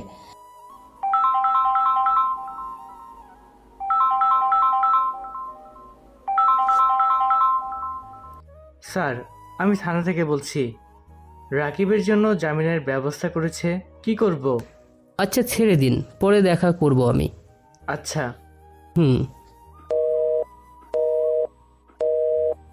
এরপর রুমে এসে ফ্রেশ হয়ে কিছু সময় পর পরিবারের সবাই শ্রাবণীদের বাড়িতে আসলো। আসার সময় আরাফের বিষয় শুনেছিল। শ্রাবণীদের বাড়িতে আসলো আবির, এই প্রথম ওদের বাড়িতে আসলো। জিসান বা কাজিনের অনেক আগেই চলে এসেছে। বাড়িতে আসতে মিউজিক শুনতে পেল। অরিজিৎ সিং আর পালাক মুচ্ছারার গাওয়া গান আবিরের ফেভারিটের মধ্যে এটি। হাঁটতে হাঁটতে মিউজিকের দিকে এগিয়ে গেল। দেখলো কাজিনেরা সবাই একই রুমে বসে আছে। জিসান আর লাবণী একসাথে এই গানে নাচ করছে। আবিরকে দেখে নাচ অফ করে দেয়। আবির আরও উৎসাহ দিয়ে নতুন করে শুরু করতে বলল। মিউজিক রুম থেকে বেরিয়ে আরও কিছুটা দূরে এগিয়ে যায়। দেখলো 4-5টা মেয়ে একসাথে দাঁড়িয়ে আছে। আবির সামনে দিয়ে যেতেই বলতে থাকে, ইস কি মাল যাচ্ছে গো। আবির হতবাক হয়ে যায়, এটা কোনো কথা? মেয়েরা এভাবে ছেলেদেরকে টেস্ট করতে পারে, কখনো ভাবা যায় এগুলো? আবির ঘুরে দাঁড়াতেই মেয়েরা অন্যদিকে তাকায়। কি সাংঘাতিক ব্যাপার। আবির আরও এক পা বাড়াতে শুনতে পেল, মাল না রে বুনসার, লম্বা হাতি, খেক শিয়ালের ছোট ভাই। আবির দাঁড়ালো, সোজা হেঁটে মেয়েগুলোর সামনে আসলো। সবাই চুপচাপ দাঁড়িয়ে আছে। আবিরকে দেখে একটা মেয়ে বলল, ভাইয়া কিছু বলবেন? কণ্ঠ শুনে ধরেই নিল এটা ওই মেয়ে যে কিনা আবিরকে টেস্ট করছে, কিন্তু আবিরের নাম ধরে টেস্ট করেনি, এই জন্য কিছু বলতে গিয়েও বলল না। আবির মনে মনে বলে, আচ্ছা আমারও কি কিছু বলা দরকার? তাহলে হিরো আলমের ডায়লগটা দেওয়া দরকার। এই মেয়ে শোনো, উপরে আকাশ নিচে মাটি, মারার সময় দেবো ডাব্বা। আমরা পারবো না ডাকতে আপনাকে আব্বা। কথাটা সবাই একসাথে বলে দৌড়ে চলে গেল। ফাজিল মেয়ে। আবির চলে আসবে এমন সময় ভিতরে ঘর থেকে শুনলো, ওরা আমার বান্ধবী, পার্টিতে ইনভাইট করা হয়েছে, তাই সবাই এসে হাজির। আপনার সাথে দেখা করবে বলেছিল, দেখা করাইনি, তবে আপনাকে চিনিয়ে দিয়েছিলাম। এই জন্য সামান্য টিচ করলো। একটু সামান্য টিস, ফাজিল মেয়েদের ফাজিল লিডার। আপনি মহা ফাজিল। লন্ডনে বসে বসে ফাজিলের উপরে ডিগ্রি এনেছেন আপনি। চুপ করেন তো, কোথা থেকে যে আসে। ও হ্যালো মিস্টার, আমাদের বাসায় এসে বলেন কোথায় থেকে এসেছি। লেচকটা বাঁদর। হয়েছে হয়েছে, ডানা ছাড়া মাছি একটা। আচ্ছা, আপনার চাচাতো বোন কোথায়? কে এসে? মিমাপু কোথায়? আপনি মিমি আপুর কথা কিভাবে জানেন? আবিরের বন্ধু, তাই জানি। ও, ওই যে সামনের দুটো রুম দেখছেন, তার পরের রুমে আছে, শিকল দিয়ে বাঁধা। আমি যাব না, আপনি যান। রিপাত আসলেই যাব। বাই দ্য মিস, উচ্চে তরকারি ধন্যবাদ। আপনি ঢ্যাঁড়স। আপনি পটল। চিচিঙ্গা। আমলক্ষী। ঝিঙে। করলা। মাথা। মুন্ডু। তোদের একসাথে কে থাকতে বলে বলতো? বুঝলাম না। তোদের দেখা হয়েছে আজ, ঝগড়া দেখে মনে হচ্ছে এক যুগ ধরে অপরিচিত। শ্রাবু, তুমি যাও, তোমার আব্বু ডাকছে। আপনার চাদু মার্কা বন্ধুকে দেখে রাখবেন। কানা তো, চশমা ছাড়া মনে হয় টের পাবে না। তোকে আমি। শ্রাবণী দৌড়ে চলে যায়। রিফাত হাসতে থাকে। আবির শ্রাবণীর দিকে তাকিয়ে মুচকি হাসলো। রিফাত আর আবির মিমি আপুর রুমের দিকে যাচ্ছে। রিফাত প্রশ্ন করে, শ্রাবণীকে বলিস না কেন তুই আবির? কেন বলবো, সে চিনতে পারছে না কেন? কিভাবে চিনবে, সবার সামনেই তো তোকে। বাদ দে রিফাত, আমি নিলয় হয়ে ওকে পটাবো, আবির হয়ে চলে যাব। মানে প্ল্যানটা কি? আসলে তুই কোন প্রোগ্রামে এসেছিস বলতো? জানতে? কি জানতে? কেন সেদিন শ্রাবণী এমন বলেছিল? কেন সে বলার পর কাটছিল? ভালোবাসেনি আমাকে, নাকি সবটাই মিথ্যা ছিল? তবে মনে হচ্ছে সে ভালোবাসেনি রিফাত, সে আবিরকে ভুলে গেছে। ওর মাঝে নিলয়কে নিয়ে নতুন কিছু দেখছে। সেদিন আমি কেঁদেছিলাম, কেবল ওর মুখের দিকে তাকিয়েছিলাম। বাদ দে, এখন এসব ভেবে লাভ নেই। আর কিছু বলল না আবির। মিমি আপুর রুমের কাছে এসে গেল। দরজা খোলাই আছে, ভিতরে সাদা রঙের বাল্ব জ্বলছে। আবির একটু উকি দিল সেদিকে। দেখে উনি বিছানায় বসে বিড়বিড় করে কী যেন বলছে, তবে পিছনে বসে তাকে মুখটা দেখা যাচ্ছে না। আবির আর রিফাত ভিতরে প্রবেশ করলো। হাতে আর পায়ে শিকল দিয়ে বেঁধে রাখা হয়েছে। আবির একটু কাশি দিল, কিন্তু কোনো প্রত্যুত্তর না পেয়ে কিছুটা সামনে গিয়ে বলল, মিমি আপু। উনি ঘুরে তাকালো। বয়সটা বেড়ে গেছে, এখন ওনার বয়স 40+। মুখের মাংস অনেকখানি ঝুলতে শুরু করেছে। প্রধান কারণ ঠিক মতন খান না তিনি, তা বোঝাই যাচ্ছে। উনি মাথা ঝাঁকিয়ে বিড়বিড় করে বলছে, ছোট আব্বু, ওকে ছেড়ে দাও, ওর কোনো দোষ নেই, আমি ওকে অনেক ভালোবাসি। ও আব্বু, জাহিদকে ছেড়ে দাও না। ওনার কথা শুনে আবিরের মনে পড়ে আরাফের মতো জাহিদ ভাইয়া আর মিমি আপুর বিচার হচ্ছিল শ্রাবণীদের বাড়ির সামনে। ওনারা দুজন বিকেলবেলাতে সাইকেল চালিয়ে এলাকা ছেড়ে দূরে ঘুরছিল, কিন্তু আনাফ সাহেবদের লোকেদের মধ্যে কেউ একজন তা দেখে ফেলে। আনাফ সাহেবকে এসে সবটা বলতে ওই দিন সন্ধ্যায় জাহিদ ভাইয়ার পরিবারকে ডাকে বিচারে, আর সাথে থাকে মিমি আপু। আনাফ সাহেবের বিচারের আগে প্রতিবারই তিনি তার কাছে থাকা বেল্ট দিয়ে বেধড়কভাবে পেটাতেন সবাইকে। জাহিদ ভাইয়াকে পেটাচ্ছিল, আর তখন মিমি আপু কথাগুলো বলছিল চিৎকার করে। মিমি আপুর বাবা জাহিদ ভাইয়াদের পরিবারকে অনেক কিছুই বলে, সব কিছু ঠিক ছিল।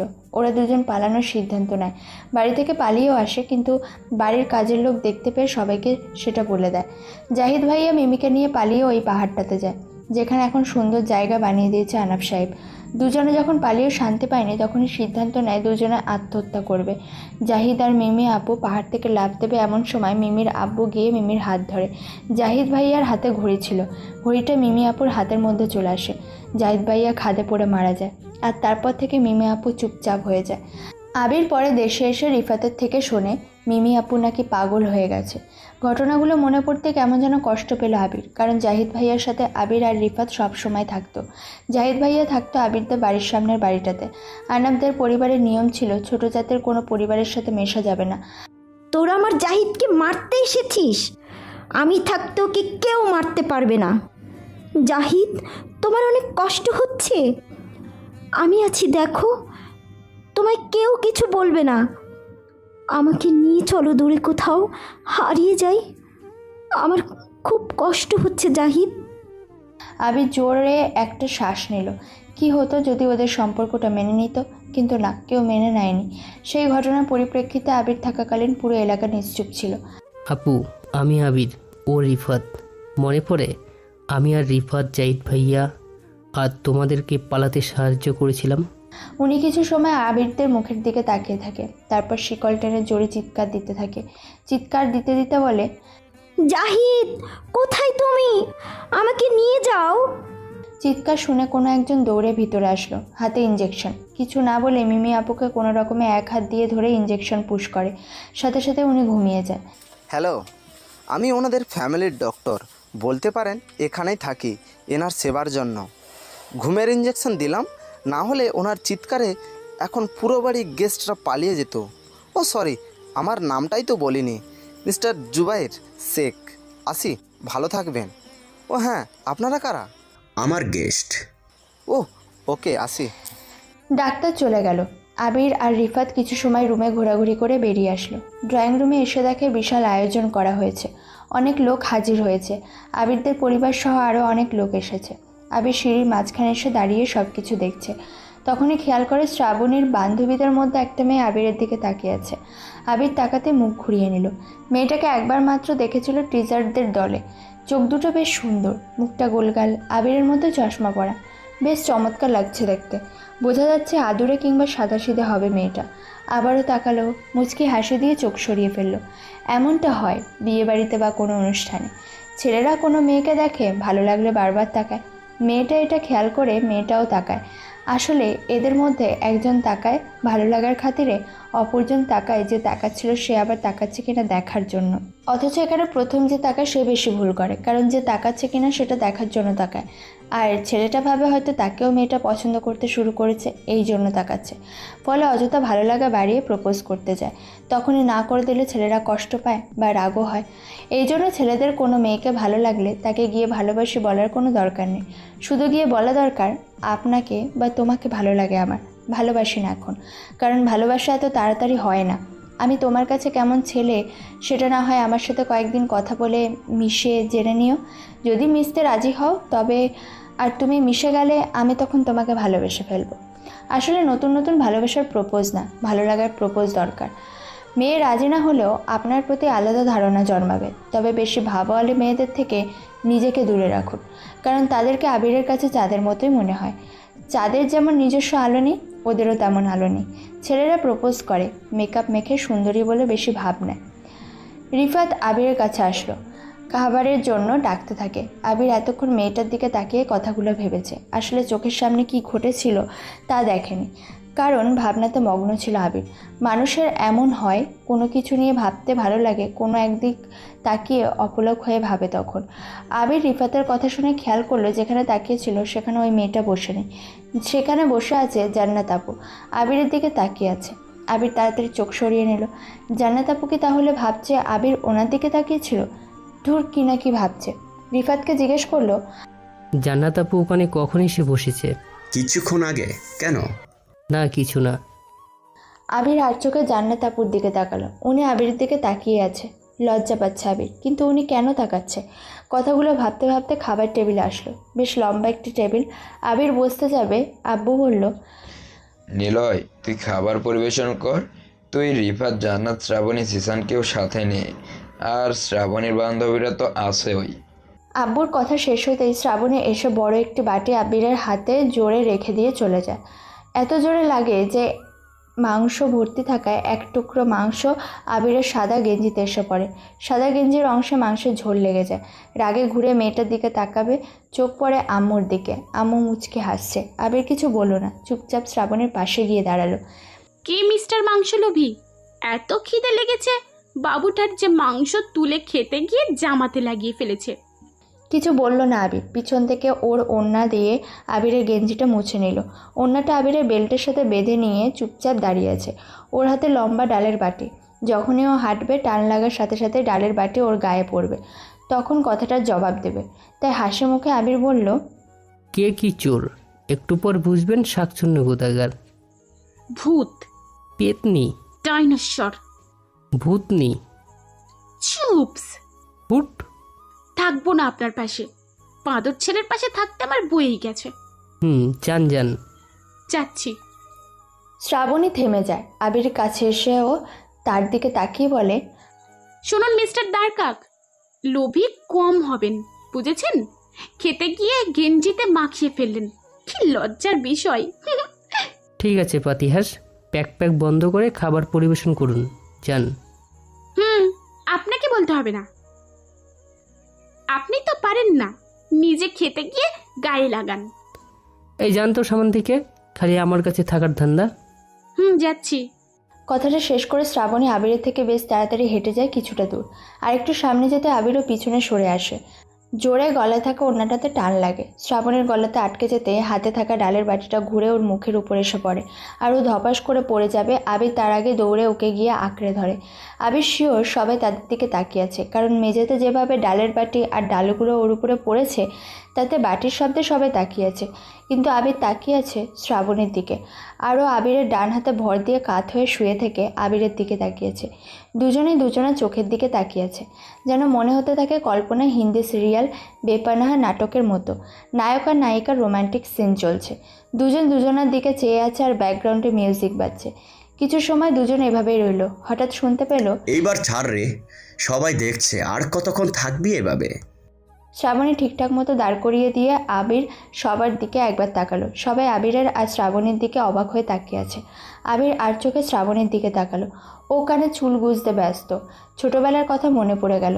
শ্রাবণী লজ্জা পেলে সে বারবার কানে হাত দিয়ে ওর চুল গুজত, আর ওর চুলগুলো হয়েছে ওর লজ্জার সাথে মিলিত। চুলগুলো জেনে যায় শ্রাবণী লজ্জা পাচ্ছে, এই জন্য বারবার মুখের উপর এসে পড়ে, আর সেগুলো শ্রাবণী বারবার কানে গোজে।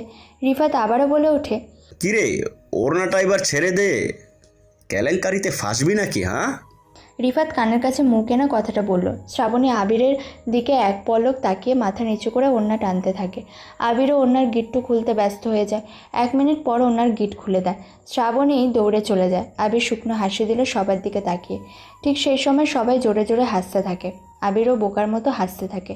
শ্রাবণীর মা বলে ওঠে, আজকালকার বাচ্চারা এত দুষ্টু হয়েছে, দুষ্টামি সব জায়গায় করতে বাদ রাখলো না, এরা দুটোই ফাজিল। ঠিক বলেছেন। আমাদের আবির না, মানে আমাদের আবিরের বন্ধু শ্রাবুর সাথে ভালোই দুষ্টু মিষ্টি ঝগড়া করে। ছেলে হয়েও যে মেয়েদের সাথে ঝগড়া করতে পারে, নিলয়কে না দেখলে জানতামই না। আবিরের আম্মু সবার সামনে আবিরের পরিচয় দিয়ে ফেলেছিল। ভাগ্যিস কথাটা ঘুরিয়ে দিয়েছে। এখন সবাই জেনেই ফেলেছে নিলয় আবিরের বন্ধু, কিন্তু তারা এটাই জানে না যে আবিরই আবির। সবার খাবার বেড়ে দিতে দিতে শ্রাবণীর বান্ধবীদের কাছে আসলো। যে মেয়েটা আবিরের দিকে তাকিয়েছিল তার প্লেটে ভাত বেড়ে দিতে যাবে, তখনই সে বলল, এই যে রোমান্টিক হিরো শ্রাবুর দিকে তাকিয়ে কি এত কল্পনা করছিলেন? ওর কিন্তু বিয়ে পাচ্ছে, বুঝলেন? মেয়েদের এই বিষয়গুলো সত্যি মজাদার। বান্ধবীদের মধ্যে যদি দুটো মেয়ে একই ছেলেকে পছন্দ করে, আবার যদি দেখে ছেলেদের দুজন মেয়ের মধ্যে যে কোনো একজনকে পছন্দ শুরু করেছে, ঠিক তখনই অন্য মেয়েটা ওই বান্ধবীর সম্পর্কে বানিয়ে অনেক কিছুই বলে। একটা সত্য ঘটনা বলি, আবির যখন স্কুলে পড়তো তখন কলেজে থাকা একটা সিনিয়র ভাইয়ের সাথে রাজনীতির সুবাদে বেড়াতো। ভাইয়ের নাম ছিল তুহিন। তো তুহিন ভাই এমন ছিল, যাকে ভালো লাগতো তাকে যেখানে যেভাবে দেখতো সেখানেই প্রপোজ করতো। মেয়েটার পিছনে কয়েকদিন তিনি ঘুরতেন, মেয়েরা রাজি হয়ে যেত। তো একদিন একটা মেয়ের জন্য অপেক্ষা করছে আবির আর তুহিন ভাই। দেখে 4টে মেয়ের সাথে ওই মেয়েটাও আসছে, যাকে ভাইয়া কয়েকদিন আগে প্রপোজ করেছিল। দূর থেকে ভাইয়া তাকে দেখে বলে, আবি চল পালাই। কেন? 4টা মেয়ে আসছে, ওই 4টা মেয়ে তো আমার জিএফ, আর ওরা 4জন দিন আর রাতের নির্দিষ্ট সময় মাফিক, মানে 4 বেলা ফোন করে। বাকি 3জন বান্ধবীদের গল্প করে। তোমার ওই বান্ধবী ভালো না, কেমন করে তাকায়? অথচ আমি সবাইকে প্রপোজ করেছি, আর সবাই আমার গার্লফ্রেন্ড। আমি সবাইকে বলেছি আমার কথা কারোর সাথে যেন না বলতে। কথাটা বলে দৌড়ে চলে যায় তুহিন ভাই। আবির বোকার মতো তাকিয়ে থাকে মেয়েগুলোর দিকে। 4টা মেয়ের একজনই বফ, অথচ 4জনই 4জনের থেকে বফের বিষয়টা লুকিয়ে গোপনে প্রেম করে। আহা, কি সাংঘাতিক ব্যাপার ছিল। আবির জান্নাত আপুর কাছে এসে দাঁড়ালো। উনি মাছ পরিবেশন করছিলেন। আবিরের কাছে উনিও সরে এসে দাঁড়ায়। ওনার দিকে তাকিয়ে মুচকি হাসলো। প্রতি উত্তরে তিনিও হাসলেন। তোমাদের দেখে মনে হয় তোমরা খুব পরিচিত, কাছের মানুষ। বুঝলাম না, কি বললেন? তোমার আর শ্রাবুর কথা বললাম। আসলে সে অনেক মিশুক, আর আমার মিশুক মানুষদের অনেক বেশি ভালো লাগে, তাই আমিও মিশে গেলাম। ও, দুজনেই চুপ হয়ে গেল। জান্নাত আপুর সাথে কথা বলতে কেন জানি না অনেক বেশি ভয় করছে আবিরের। কিসের ভয় তা জানে না আবির। দেখতে যথেষ্ট সুন্দরী, তবে শ্রাবণীর মতো না। জান্নাত মায়াবী দেখতে, কিন্তু কেমন একটা গম্ভীরময় চাহনি। ভয় করে আবিরের। আমার দিকে তখন ওভাবে তাকিয়েছিলে কেন? আবির চমকে ওঠে। যে ভয়টা পাচ্ছিল সেটাই হলো। উনি ঠিকই আন্দাজ করেছে আবির ওনার দিকে তাকিয়েছিল। যদিও আবির ওনাকে বোঝাতে পারবে না তাকিয়েছিল কিনা, কিন্তু এটাই এখন আসল কথা। আবির মুচকি হেসে বলল, আমি তাকিয়েছিলাম আপনি কিভাবে জানেন? তাহলে তো আপনিও আমার দিকে তাকিয়েছিলেন। তুমি আগে তাকিয়েছিলে, পরে আমি। না মানে আসলে আপনার চোখ দুটো দূর থেকে বেশি সুন্দর লাগছিল, তাই আমার চোখ চলে গিয়েছিল, সরি। আবির কথাগুলো বলে মনে মনে ভাবছে, হায় হায়, ভয়ে কী সব বলে ফেললাম, এখনই চর খাবো নিশ্চিত। কিন্তু না, তিনি অবাক হয়ে আবিরের দিকে তাকালো। আবির তাড়াতাড়ি চলে আসলো ওনার পাশ থেকে। ধুর, এখন উনি বারবার তাকাবে, আমি তাকাচ্ছি কি না দেখার জন্য। সবার খাবার শেষ। আবির, রিফাত, জান্নাত আপু, জিসান, লাবণী, শ্রাবণী না খেয়ে আছে।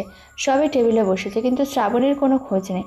আবিরা তাদের মতো বসে খাওয়া শুরু করবে, ঠিক তখনই দেখে শ্রাবণী সাদা রঙের ড্রেস পরে সিঁড়ি ভেঙে নিচে নামছে। রিফাত কানের কাছে মুখ এনে বলে, তুইও সাদা গেঞ্জি, শ্রাবুও সাদা ড্রেস, হাউ কম্বিনেশন। একটু আগে রোমান্টিক সিন, বাহ বেশ ভালোই তো চলছে, চালিয়ে যা মামা। আবির না হয় নিলয় হয়ে চালিয়ে যা, টেম্পু না এয়ারপ্লেন চালা মামা। তোমরা কি কানে কানে কথা বলছো? কিছু না আপু। জান্নাত সোজা এসে আবিরের পাশে বসলো। আবির কিছুটা সরে আসলো। শ্রাবণী চুল থেকে কড়া ডোজের শ্যাম্পুর গন্ধ নাকে ভেসে এলো। হালকা ভেজা ভেজা চুল, কোনো প্রকার মুখে অ্যাপ্রন নেই, একদম সিম্পল হয়ে সে এসেছে। এতে আরও বেশি আকর্ষণীয় লাগছে। আচ্ছা, আবির কি ওর প্রেমে পড়তে যাচ্ছে? কিন্তু না না, আবির তো ওকে কষ্ট দেবে, ওকে পালিয়ে নিয়ে যাবে, তবে বিয়ে করার জন্য বা একসাথে থাকার জন্য না। ওকে সহ ওদের পরিবারকে বোঝাবে কেমন লাগে আবিরের করা অপমানগুলো। কাজটা ঠিক করলেন না কিন্তু, সাদা ভাল্লুক। রিফাত বুঝলি, আমি সাদা বক। মাছ ছেড়ে একটা মাংস খেতে যেয়ে গেঞ্জিতে লাগিয়ে ফেলেছিলাম, কিন্তু তিনি যে লুবি শিয়ালিনী, কলসে ডাল রেখে খেতে গিয়ে সব গায়ে উপরে ফেলেছে। আহা কি দৃশ্য, লুবি বান্দরনী। রিফাত ভাইয়া, বুনো ষাঁড়, দাঁড়কক, খেকশিয়াল, শিম্পাঞ্জিকে চুপ থাকতে বলুন, না হলে ওনার উপরেই এখন ডাল ফেলে দেব। রিফাত, পাতিয়াস লম্বা বক, মাছিকে বল কথা কম বলতে, না হলে কখন যে আমার ধপাস করে নিচে পড়ে যাই, তখন তো আবার আমাকে ধরতে হবে। খাটাস একটা, মুরগি একটা, পাক, বাঘিনী, ঢেঁড়স, লাউ। জানতো এখান থেকে, সরেন তো এখান থেকে, অসহ্যকর, বিরক্তকর। ভাই তোরা থাম, তোরা আবার ঝগড়া শুরু করেছিস, তোদের সমস্যা কি? এত ঝগড়া কেন করছিস? দেখো শ্রাবণী, তুমি যাচ্ছিলে, নিলয় তোমাকে ধরেছে, আর আবির তুই এমন কাজ করছিস, বিপদ হতে পারতো, ঝামেলা বাদ দে। রিফাতের কথা শুনে চুপ হয়ে গেল। তাড়াতাড়ি খাবার শেষ করলো, খেয়ে বাইরে আসলো। বাড়ির উঠোনে সূর্যমুখী ফুলবাগান, এটা শ্রাবণীর কাজ। শ্রাবণীর পছন্দ বিদঘুটে হয়ে থাকে। কারো পছন্দ সূর্যমুখী ফুল, তা শ্রাবণীকে না দেখলে জানতে পারতো না আবির। চারপাশে বাঁশের চটা দিয়ে বেড়া করা। আবির সেখানে এসে দাঁড়ালো। রাতের বেলা ফুলগুলো ঘুমোচ্ছে। বাগানের চারপাশে পেঁয়াজ ফুলের বিশাল আয়তন, সারিবদ্ধভাবে খুব ঘন করে লাগানো। আবির ফুলগুলো দেখতে ব্যস্ত। হঠাৎ পিছন থেকে শুনতে পেল, নীলয় সাহেব। আবির ঘুরে তাকালো, দেখে শ্রাবণীর বান্ধবী এসে দাঁড়িয়েছে। আবির মুচকি আসলো। মেয়েটা একাই এসেছে। বাড়ির মধ্যে সবাই সবার মতো ব্যস্ত। আবির বাইরে এসে দাঁড়িয়েছে, আর এখন শ্রাবণীর বান্ধবী এসে হাজির। আবিরের পাশে এসে বলে, আমি অর্পি, শ্রাবর বান্ধবী। আপনি নীলয়, তাই না? অপি নামটা তো অনেক সুন্দর। মেয়েটা হাসলো। মেয়েটার কথা বলার ধরন সত্যি অবাক করার মতো। আবিরের থেকে 2 বছরের ছোট হবে, কিন্তু কথা বলছে একদম বাচ্চাদের মতো, আদুরে গলায়, মায়াবী একটা টিউনে। এরকম একটা মেয়ের সাথে কথা বললে যে কোনো মানুষের মন ভালো হয়ে যাবে। যদি এমন একটা মেয়ে পাঠকদের দিতে পারতাম, তাহলে রোজ রাতে ফোন আলাপে ব্যস্ত থাকতো, তখন আর আমাদের ভিডিও দেখতো না। এই জন্যই দেব না। আচ্ছা যাই হোক, গল্পে ফিরি। আচ্ছা, আপনি লন্ডনে থাকেন না? কি করতেন ওখানে? থাক না সেসব রহস্য। আমার কিন্তু রহস্য একদমই ভালো লাগে না। লাস্টের কথাটা অর্পি এত কিউট করে বলল, কথাটা শুনে টিকটক স্টার, উফ বুঝলাম না, মেয়েটার কথা মনে পড়ে গেল। না মানে অর্পির কথাগুলো ঠিক এরকমই। মেয়েটার সাথে বেশিক্ষণ কথা বলতে পারলো না। রিফাত এসে হাজির, চোখে মুখে ওর অনেক চিন্তা। আবিরকে এসে কিছু বলতে যাবে, অর্পিকে দেখে চুপ হয়ে যায়। আবির অর্পির দিকে তাকিয়ে বলে, পরে কথা হবে, বাই। বাই। অর্পি চলে যায়। রিফাত কিছুক্ষণ আবিরের দিকে অবাক দৃষ্টিতে তাকিয়ে থেকে বলে, আবির, তুই এখানে মেয়ে পটাতে এসছিস? আবির মুচকি হাসলো। রিফাতকে বলল, কি বলতে এসেছিস বল। দোস্ত, আরাফ তো মেয়েটাকে নিয়ে পালিয়ে গেছে। ওর ভাই, ওর বাবা সবাই ওদেরকে খুঁজছে। আরাফকে পেলে ওরা নিশ্চিত মেরে ফেলবে। আমার কাছে রাকিব ফোন দিয়েছিল খবর নিতে। আমি তো কিছুই জানি না। চেয়ারম্যান সাহেবের বাড়িতে আছি শুনে রাকিব কিছু বলল না। ভয় করছে আরাফকে যদি কিছু করে। আপাতত কামনা কর আরাফ সেফ থাকে, পরে দেখা যাবে কি করা যায়। চল পাহাড়ে যাব। এত রাতে? ভালো লাগছে না। আচ্ছা চল। আবির আর রিফাত পাহাড়ের দিকে এগিয়ে যাচ্ছে। রিফাতের চিন্তা আরাফকে নিয়ে, আর আবিরের চিন্তা শ্রাবণীকে নিয়ে। ঠিক এভাবেই পালাবে। সেদিন পুরো এলাকার লোক খুঁজবে আবিরকে, পরের দিন শ্রাবণীকে ফিরিয়ে দেবে। সবাই শ্রাবণীকে দেখে আসবে, এক রাত কাটিয়ে সে বাড়িতে আসবে। ব্যাপারটা অন্যরকম। হয়তো সেদিন হবে আবিরের অপমানের প্রতিশোধ। বাড়ি থেকে বের হতেই রিফাত বলল, আবির, গিটারটা নিয়ে আসি। ওকে যা। রিফাত গিটার নিয়ে চলে যায়। ঠিক তখনই আবিরের ফোনে কল বেজে ওঠে। তাকে দেখে লন্ডনের নাম্বার, অপরিচিত নাম্বার। রিসিভ করলো আবির। ওপাশ থেকে ইংলিশে বলতে থাকে, আপনাদের বোঝার জন্য বাংলায় বলতে হলো। আবির আমাকে ভুলেই গেছে। আবির কণ্ঠ শুনে অবাক হলো। মনে মনে বলে উঠল, যারা আবিরকে ফোন করেছে। ওর ফোন পেয়ে অনেকটাই অবাক হলো। আসলে সত্যি বলতে দেশে আসার পর একবারও কথা হয়নি যারার সাথে, আর ঠিকই কল করে ফেলেছে। যারা তুমি? মিস্টার আবির, কথা বলনি কেন আমার সাথে? আসলে একটু ব্যস্ত ছিলাম তো তাই। আচ্ছা, পরে কথা বলবো। যারা ফোন কেটে দেয়। মেয়েটা এমন হঠাৎ করে কল করবে কখনো ভাবেইনি। অবশ্য আবিরের নাম্বারটা ম্যানেজ করা ওর কাছে কঠিনও কিছু না। রাস্তার একপাশে দাঁড়িয়ে আছে, মাঝে মাঝে পায়চারি করছে। কিছুটা সময় পর রিফাত আসলো, কাঁধে গিটার। গিটার শেখাটাও প্রথম অনেক বিরক্ত লাগতো আবিরের কাছে, কিন্তু প্রথম যেদিন শ্রাবণীকে দেখে সেদিন অজান্তে বাজিয়ে ফেলেছিল। কি ভাবছিস? চল পাহাড়ে যাই। পাহাড় তো না, যেন পার্ক একটা। চলো।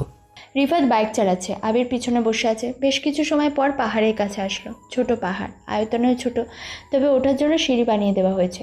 আর সিঁড়িটা আঁকাবাঁকা করে বানানো, এজন্যই আকর্ষণ বেশি। সিঁড়ি দিয়ে উপরে চলে আসলো আবির। বেশ শুনশান পরিবেশ, চারপাশে নীরব নিস্তব্ধ। কেবল মাঝে মাঝে বাতাসের আলাপন কানে ভেসে আসছে।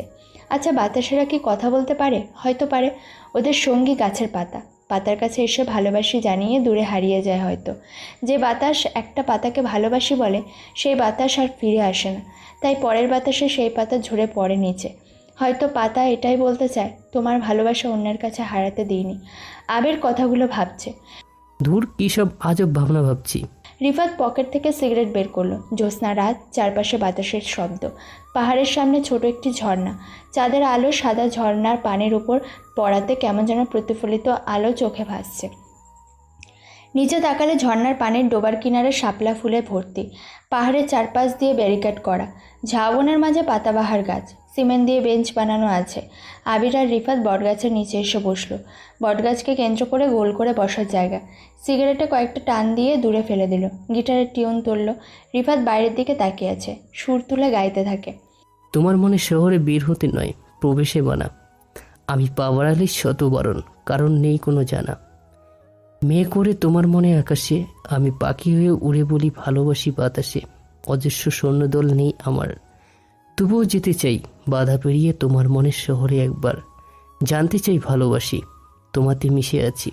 জানতে চাই ভালোবাসি, জানতে চাই ভালোবাসো কি আমায়।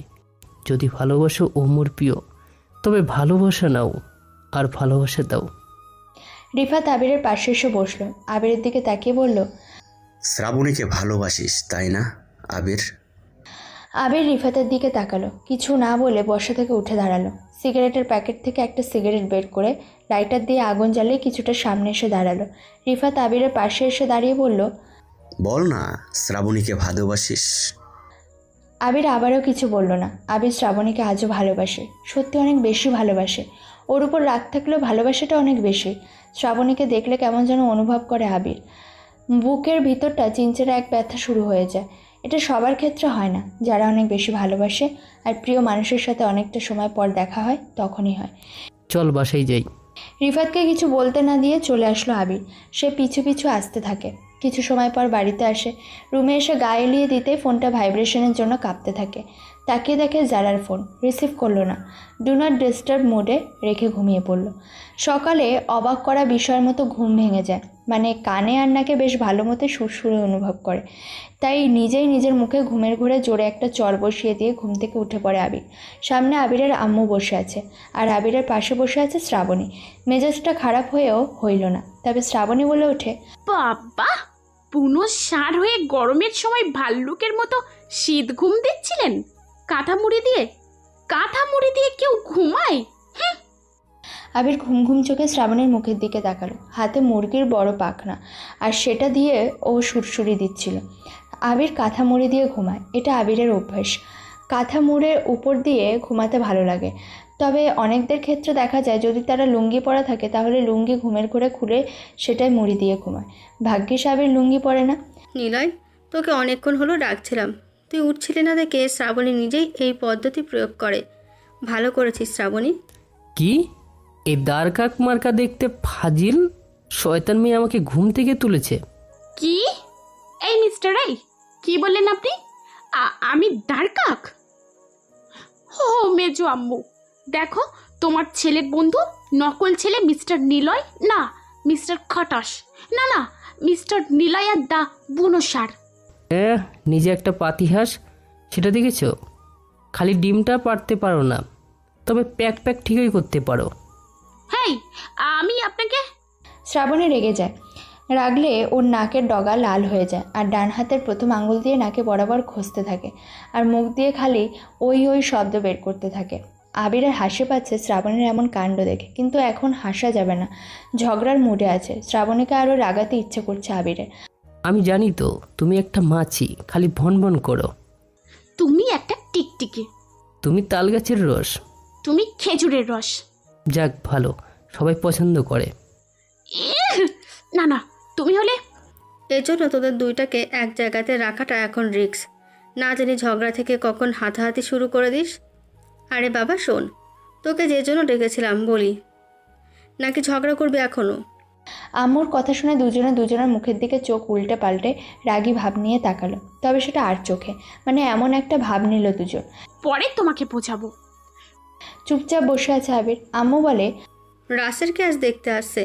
আসলে বিয়ে ঠিকঠাক হয়ে গেছে, তবে নতুন করে দেখতে আসার মানে হলো রিয়ার বাসায় কোত্থেকে যেন আত্মীয় আসছে, তারা দেখতে আসবে আজ সন্ধ্যায়।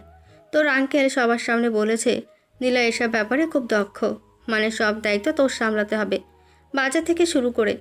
আমি ঠিক শিওর না, তবে শুনেছি ছোট করে রাসেলের গায়ে হলুদও মাখিয়ে যাবে তারা, তাই সব কিছুর ব্যবস্থা কর। আমার অনেক কাজ আছে, থাক গেলাম। আবিরের আম্মু চলে গেল। মেজাজটা এবার পুরোপুরি খারাপ হয়ে গেছে। আঙ্কেল মানে আবিরের আব্বুর মতলবটা কি? আবিরকে এত দায়িত্ব দেওয়ার কি মানে আছে? উফ, বুঝলো না। এসব ভাবতে ভাবতে মেজাজ খারাপ করে ধপ করে বিছানায় শুয়ে পড়ল আবির। শ্রাবণী মুচকে এসে বলে, এবার ওঠো, কাজ করো, যাও। গন্ডারের মতো ঘুমাচ্ছে। এ তুমি দেখছো গন্ডার এভাবে ঘুমাইবার শুয়ে থাকে? দেখেছি। কোথায়? ও তুমি তো দেখবা, তুমি নিজেই তো একটা চিড়িয়াখানা।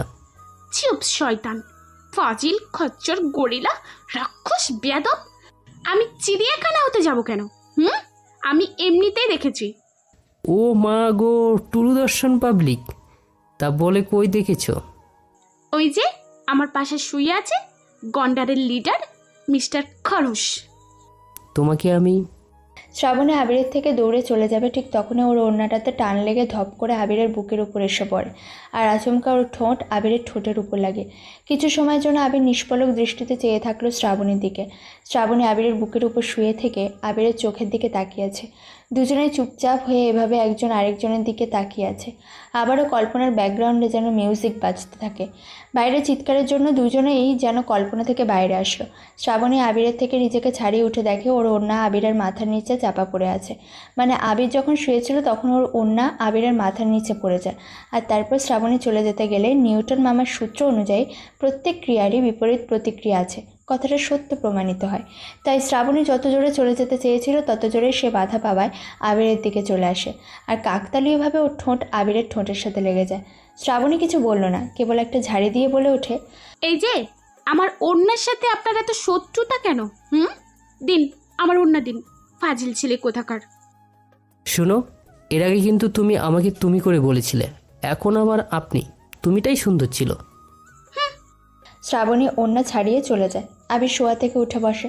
শ্রাবণী চলে যাওয়ার দিকে তাকিয়ে মনে মনে বলে, দুনিয়া আছে তুঝকো চোরা কে। ফ্রেশ হয়ে নিল আবির, শার্ট আর প্যান্ট পরে খাবার টেবিলে এলো। বড় আব্বু বলে, নিলয়, শুনলাম তুমি নাকি বিয়ের ব্যাপারগুলোতে বেশ জানো, তাহলে তোমার উপরে বিয়ে অবধি সব দায়িত্ব দেওয়া হোক, কি বলো সবাই? আবির চেয়ার টেনে বসলো। ফুপি বলে ওঠে, জান্নাতও কিন্তু অনেক বিয়ের ব্যাপারে জানে, অনুষ্ঠান নিয়ে ওরও অনেক জ্ঞান আছে। তাই নাকি? তাহলে তো বেশ হয়, জান্নাত আর নিলয় মিলে সব কিছু দেখুক। ছোট আব্বু, আমিও কিন্তু অনেক কাজ জানি। ঘর সাজানো, বাসর ঘরের ব্যাপারটা আমার খুব ভালো করেই জানা আছে। বাহ, এভাবে সবাই দায়িত্ব নিলে আমাদের তো কোনো চিন্তাই থাকবে না। তাহলে বাচ্চারা সবাই যখন দায়িত্ব নিতে চাচ্ছে তাহলে বিষয়টা অনেক সহজ হবে। আবির জান্নাত আপুর দিকে তাকালো। যখন আবিরের আর তার দায়িত্বের কথা বলা হয় তখন কেমন যেন খুশি খুশি ভাব দেখছিল ওনার চোখে মুখে, কিন্তু শ্রাবণী যোগ দেওয়াতে ওনার এক্সপেকটেশনটা কেমন পাল্টে যায়। আচ্ছা, উনি কি আবিরকে পছন্দ করে? কিন্তু আবির তো ওনার থেকে ছোট। কি জানি, মানুষের পছন্দের কোনো সূচনা বা উপসংহার নেই। কোনো মেয়ে কালো ছেলেকে কাকতালীয়ভাবে ভালোবাসলো, সেই ছেলেটাকে মেয়ে 14 গোষ্ঠীর পরিবারের মধ্যে কোনো ব্যক্তি মেনে নেবে না।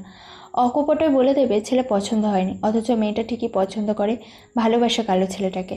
আবার জুনিয়র হয়েও মেয়ে ছেলের প্রেমে পড়ে। এগুলো বেশ অন্যরকম লাগে আবিরের কাছে। জি বড় আব্বু, আমি রিফাতকেও সাথে নিব, তাহলে আরও সহজ হবে, আপনাদের এসব নিয়ে ভাবতে হবে না। বাহ, তাহলে সব তুমি সামলাও, আমরা রেস্ট নেই। বড় আব্বুর মুখের দিকে তাকিয়ে কথাগুলো শুনছিল আবির। প্লেটে মাংস ছিল। আবির কথা শোনা শেষ করে প্লেটে তাকিয়ে দেখে সেখানে আর একটা মাংসও নেই। আবিরের পাশে বসে শ্রাবণের প্লেটে অনেক মাংস। এটা কি হলো? মেয়েটা তো দেখি রাক্ষসীর নাতবো। এই ফাজিল মেয়ে, আমার মাংস কই? সরি, কে ভাই তুমি? চিনলাম না তো। কোথা থেকে আসছো ভাই? কি? আমি ভাই? আমি কোথা থেকে আসছি?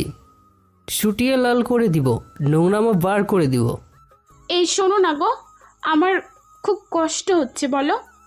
মিস জগা খিচুড়ি, আমার প্লেট থেকে মাংস নিয়ে তোমার প্লেটে জমিয়ে রাখছো কেন?